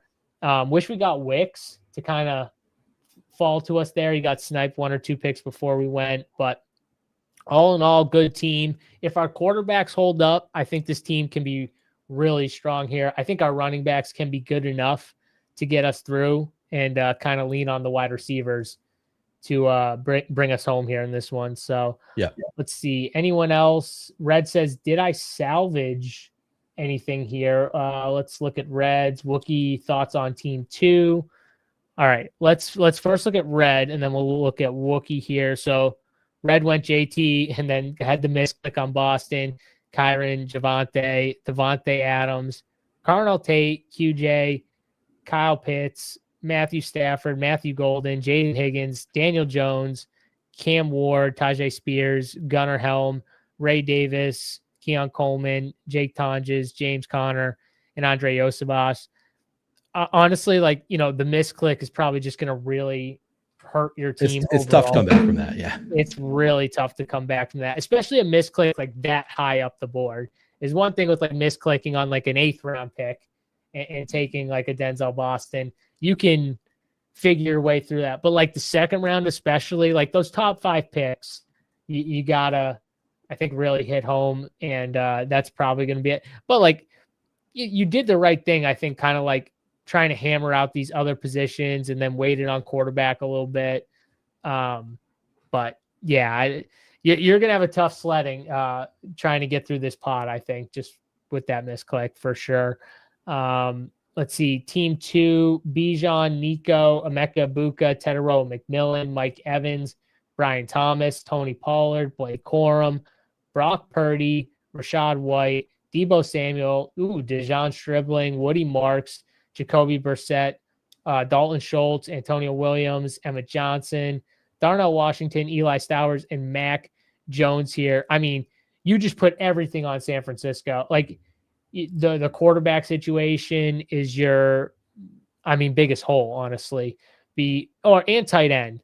I think that's my issue with this team, Neil, is you have 2 spots where you're like ultra thin. So you need everything to run perfect for you to ship. I would have loved to seen an elite tight end on this build or something like that, just in general. Like, I know he didn't fall to him, but like if he got like a Tyler Warren instead of a BTJ, obviously didn't get that or anything like that. Right. And I get why he went like Tony Pollard, Blake Corum here. But I think he waited too long on tight end because then he had his plan to get his San Francisco. But this is my point. If this is your plan and you're kind of like building it out in your head, you obviously don't know how the draft's going to go. But like when you took Purdy, you got to know like these are 2 guys. That's probably a signal like, I should get something at tight end so you don't get stuck where like Dalton Schultz is your number 1 tight end. This would be a 4 tight end team to me. Like Antonio Williams on this team, you just don't need with these elite receivers. So that's kind of my take overall is I like the build. I just think you probably should have grabbed like an elite tight end or a second QB earlier or something like that. Yeah. So you only had 1 hole of the positions, instead of 2. Yeah, I'd say, just look, the quarterbacks are just too weak. Like just objectively, Brock Purdy, Jacoby Brissett, and Mac Jones as your 3 quarterbacks is just not good enough to. You could get through the pod. Like it is possible, but you're just going to run into better teams, I think. Brock Purdy's an elite fantasy QB. Brock Purdy is an elite fantasy quarterback, so it could work well enough to get through. It's just Mac Jones doesn't really do, like, you're really counting on Brock Purdy. I guess maybe Brock Purdy misses like 3 weeks and you need Mac Jones to fill in or something. But yeah, that's the I would assume that's the idea behind it, kind of like last year, right? Yeah, but I think what you're saying is right. It's just like, yeah, you're kind of weak at both quarterback and tight end, and maybe you can get there. But are the running backs even that strong? Like I know you had Bijan, but then it's a long. Well, way he's got Bijan. Bijan's a cheat code because when you have Bijan and Gibbs and CMC, I feel like that's the cheat code because you can just plug them in for your running back 1 spot every week. Yeah, it's just not fair. Like.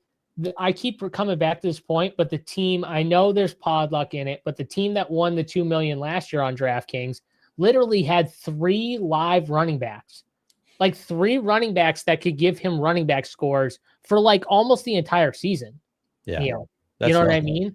It was like Swift, Stevenson, and Bijan was his 3 running backs. And all his other running backs were dead running backs. Like they gave him no usable weeks. Interesting. I didn't know that. So to me, the biggest edge is getting that anchor running back, because you can just, if they stay healthy for 17 weeks, they're just double-digit magnets. And that's what you need at running back. Just give me double digits. You know what I mean? Like can Rashad White give me 10 or 12 points weekly? I don't know, but could he do it like 6 or 8 weeks out of the year? I think he could. You know what I mean? I think he could in this offense. So that's a usable player at running back. You know what I mean? So on a Bijan team, I think Rashad White makes a ton of sense. Yeah, I don't need a ton of upside with Bijan. I just need consistency.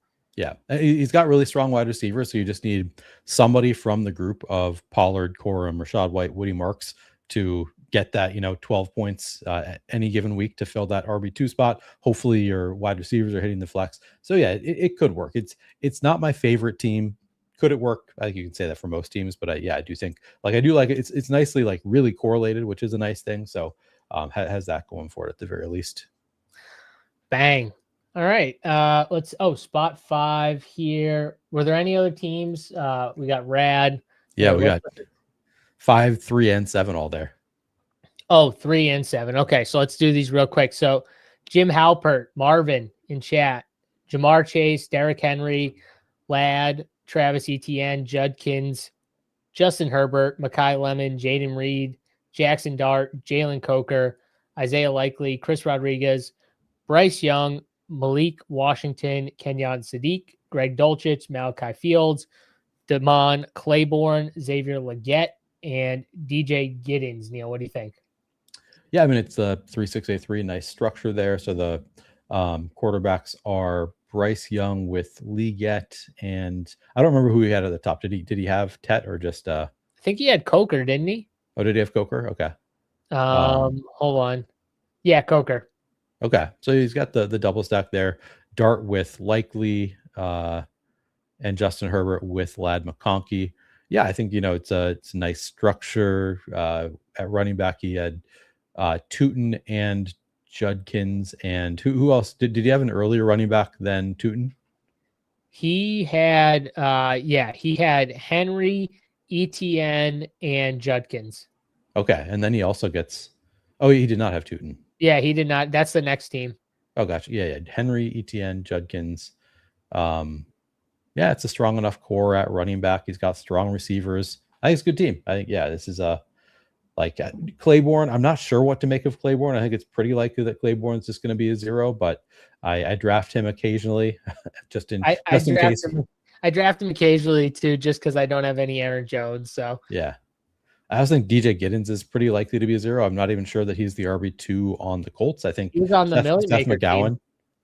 Yeah, I mean, that's right. Millie Maker winner, DJ Giddens. So maybe that's what you need. But, Seth McGowan, I think there's, from what I've heard, there's a pretty good chance that Seth McGowan has just surpassed him on the Colts depth chart. So I don't love those couple of picks, but, Legette is a, decent 20th, decent pick in a 20-round draft. Fields sounds like there's been some buzz there. Sadiq, love the fall to 171 with the injury concerns, kind of buying the dip, I think is reasonable to do. I'd say generally, strong enough team.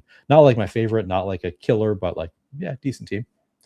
Yeah, this one though in the 4 spot here, Fazim, he is Puka, Brock Bowers, Rashid Rice, Tootin, Parker Washington, Jalen Warren, Jalen Hurts, Trevor Lawrence, Wan'Dale Robinson, Jacoby Myers, Dallas Goedert, Tyrone Tracy, who I do like, Jalen Naylor, Ryan Flournoy, Isaac Tesla, Tank Dell, Calvin Ridley, Justice Hill, Braylon Allen, and Mike Washington Jr. I would say definitely, if I were to look, I like his 3 running backs, but after them, it gets really weak. So you're going to need Tyrone Tracy to somehow be what he was at the end of the year. You're going to need that for, I think, a decent chunk of this year for this team to get there overall. But I do really like Tootin and Warren. I just think it's kind of thin at running back. Yeah. I love the elite tight end. I mean, like, can't argue with Puka. Pushed up Parker Washington, got him stacked with Trevor Lawrence, got Jalen Hurts here on this team. So your quarterback situation is really good. You got two really good quarterbacks. I'm higher than the field on Trevor Lawrence. You did like kind of get like a fall on him too at 93 here. You reach for Parker Washington, but you get the fall on T-Law. So I feel like that kind of washes out a little bit, Neil. Yeah. And then, Wandale, Jacoby, I think are just solid guys paired with T-Law.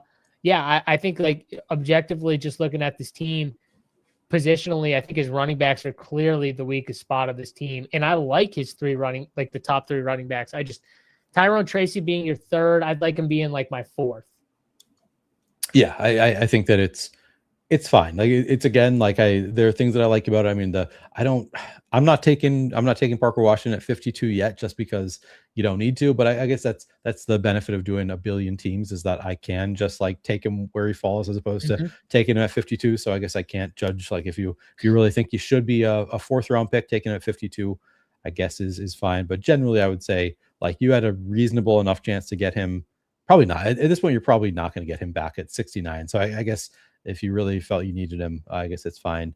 Like the Tootin pick, like I really like the start. I think the first 4 picks are really strong, and some picks here and there that I take some issue with, but overall, I agree with you. I think that it's like a good enough team. 2, 6, 10, 2 is the final team. Yeah, I think Hurts and Trevor can totally be just a 2 quarterback build. Bowers and I forget who his other tight end. Bowers with anybody that was probably good enough as a 2 tight end build. So yeah, I think it's a good enough team. He got Goddard too, so that's a good. Oh yeah, yeah. You got Hurts stacked up with Goddard like that. Yeah. So we got Rad here in the 5 spot. He went with the nice correlation here: James Cook, Devon Achane, Josh Allen for his top 3 picks with that Week 17. I did get Dalton Kincaid on this team too. And then he went Garrett Wilson, DJ Moore with Josh Allen as well. Ramondre Stevenson, who I do like as an RB3. Cortland Sutton, then paired Cortland Sutton up with Bo Nix. So he's got that little Ramondre, Cortland Sutton, Bo Nix with the Week 17 stuff there. Romeo Dobbs to pair with that. Tons of correlation on this team. Keaton Missile, who we love. Jawan Johnson, Tyler Algier, A.D. Mitchell, Geno Smith. Just a ton of correlation. I mean, this is well constructed. If you're just going for like really, really good top-notch correlation, Neil, I mean, Garrett Wilson, A.D. Mitchell, he gets his Jets.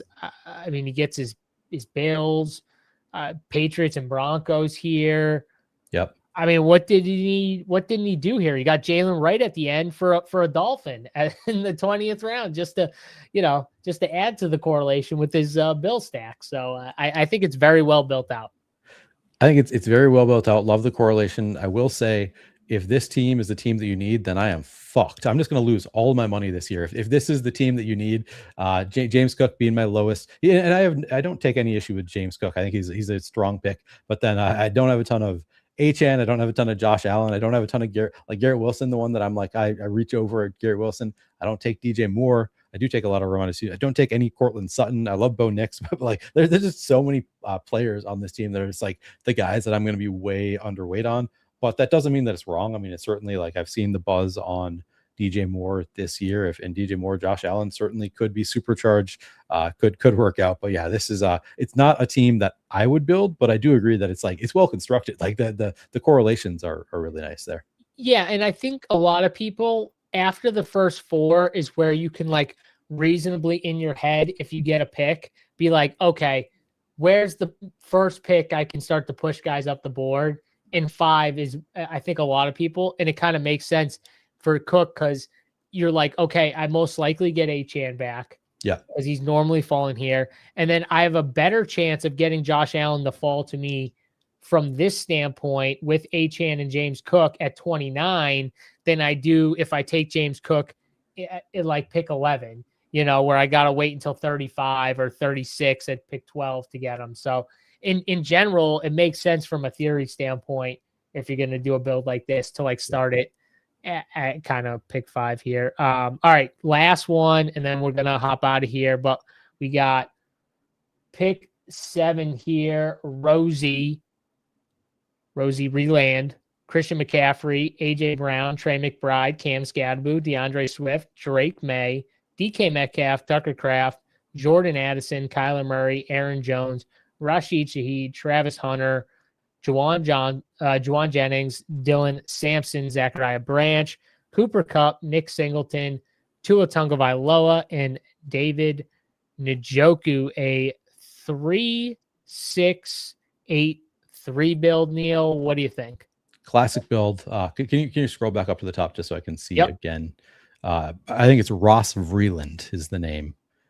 Just to get that one. I think Vreeland. I think that's a last name. That was a Y because I can't read. Yeah. Yeah, it is what it is. Sorry, Ross. I think it's a good team. So he gets CMC at 7. That's nice. And on DK, CMC could smash. AJ Brown, love that. Obviously, Trey McBride, nice little fall there. Cam Scadaboo. Who does he have after Scadaboo? I didn't catch the whole team. He has, what's that? Scadaboo, Swift, May. Okay, so he's got May with AJ Brown. Love that. Yep. DK Metcalf, Tucker Kraft. I think that's a little bit of a fall on Kraft. I can't see the ADPs. It's really he got him at on 90, and he's got like a 779 ADP, I think. Yeah, so, that's nice. Yeah. Gets Addison with Kyler. The Kyler fall has been pretty nice. I think this is a very strong team, well constructed. These are more like the players that I'm comfortable drafting. So I guess I'm biased towards a lot of the players that he took here. But yeah, I think it's looks like a strong. You got Aaron Jones with the Kyler and Jordan Addison stack. I'm liking it.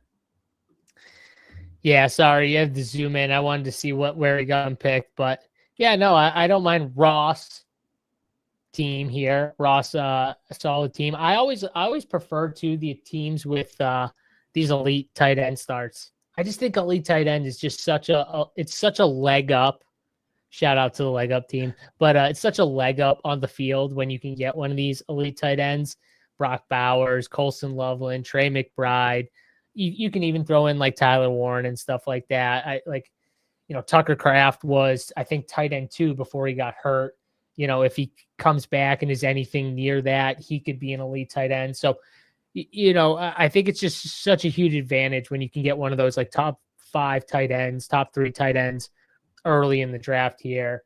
If they do the Trey McBride thing, how Kyle Pitts smashed like late, like if they can do something like that to really stretch you out from the field for like an advance rate standpoint or something like that, you'll be sitting really good if you have the right one. So, I mean, obviously the key is which one does it. Neil, it always seems like it's one of them, but like, getting that one right, who stays healthy, it goes back to, I forget who made the point, but I think it was Spokowski was like, the key is to draft guys that stay healthy. Yeah. I mean, yeah, we don't know who those are going to be, but that is the key, It is very important just to draft healthy teams. That's in the manifesto. Like that, those are the teams that do the best, that have the best EV going into week 17. It's just the teams that have the most active bodies. That's it. All right, guys. Well, almost 2.5 hours in the books here. We're going to get out of here. Hope you enjoyed this show. Neil, before we get out of here, anything else going on this week? Yeah, and I'm out of town next week, so it'll be just this week. But yeah, tomorrow I'm doing the podcast with Jake Tribby of Fantasy Points. That's Best Ball Whenever. So I'll be doing it live on the Flannelverse YouTube channel, and then it'll come out wherever you get your podcast on Thursday morning. That's all that I've planned. There's another show I might be doing at some point, but that's all I know that I'm doing for the rest of this week, and then I'm out next week. So yeah, try to catch that if you can tomorrow afternoon. Awesome. Love that. Yeah, I got a wedding tomorrow, so won't be doing the normal show with Sack. But and then we got preseason. Rubio Dimes and Bruce will be doing a Hall of Fame game showdown show on this channel here on Thursday. I think that's at 1 p.m. Eastern time. Pretty sure on Friday I will be doing a best ball show. I think I have a guest lined up, but I don't want to say it yet because I haven't confirmed. Hopefully we'll be drafting a high stakes draft on DraftKings on Friday, probably in the afternoon. Not sure of the time yet. And then, Saturday UFC stream at 11 a.m. and then Sunday back to drafting in the afternoon again. And I got Coach Speak Index to jump on with me. Greg from Coach Speak Index will be coming on the High Stakes Sunday stream here. So we'll have a good time this week. Tons of shows. Make sure you hit the subscribe button, whether you're watching on the Run Pure Sports channel or the Flannelverse channel, and like the video, comment below, let us know what you think. Hope you enjoyed this almost 2.5 hours of hanging out, talking some best ball, drafting some winners. For Neil, I am JSU. Good luck to everyone in their DraftKings best ball drafts, and we'll see you guys later. Peace.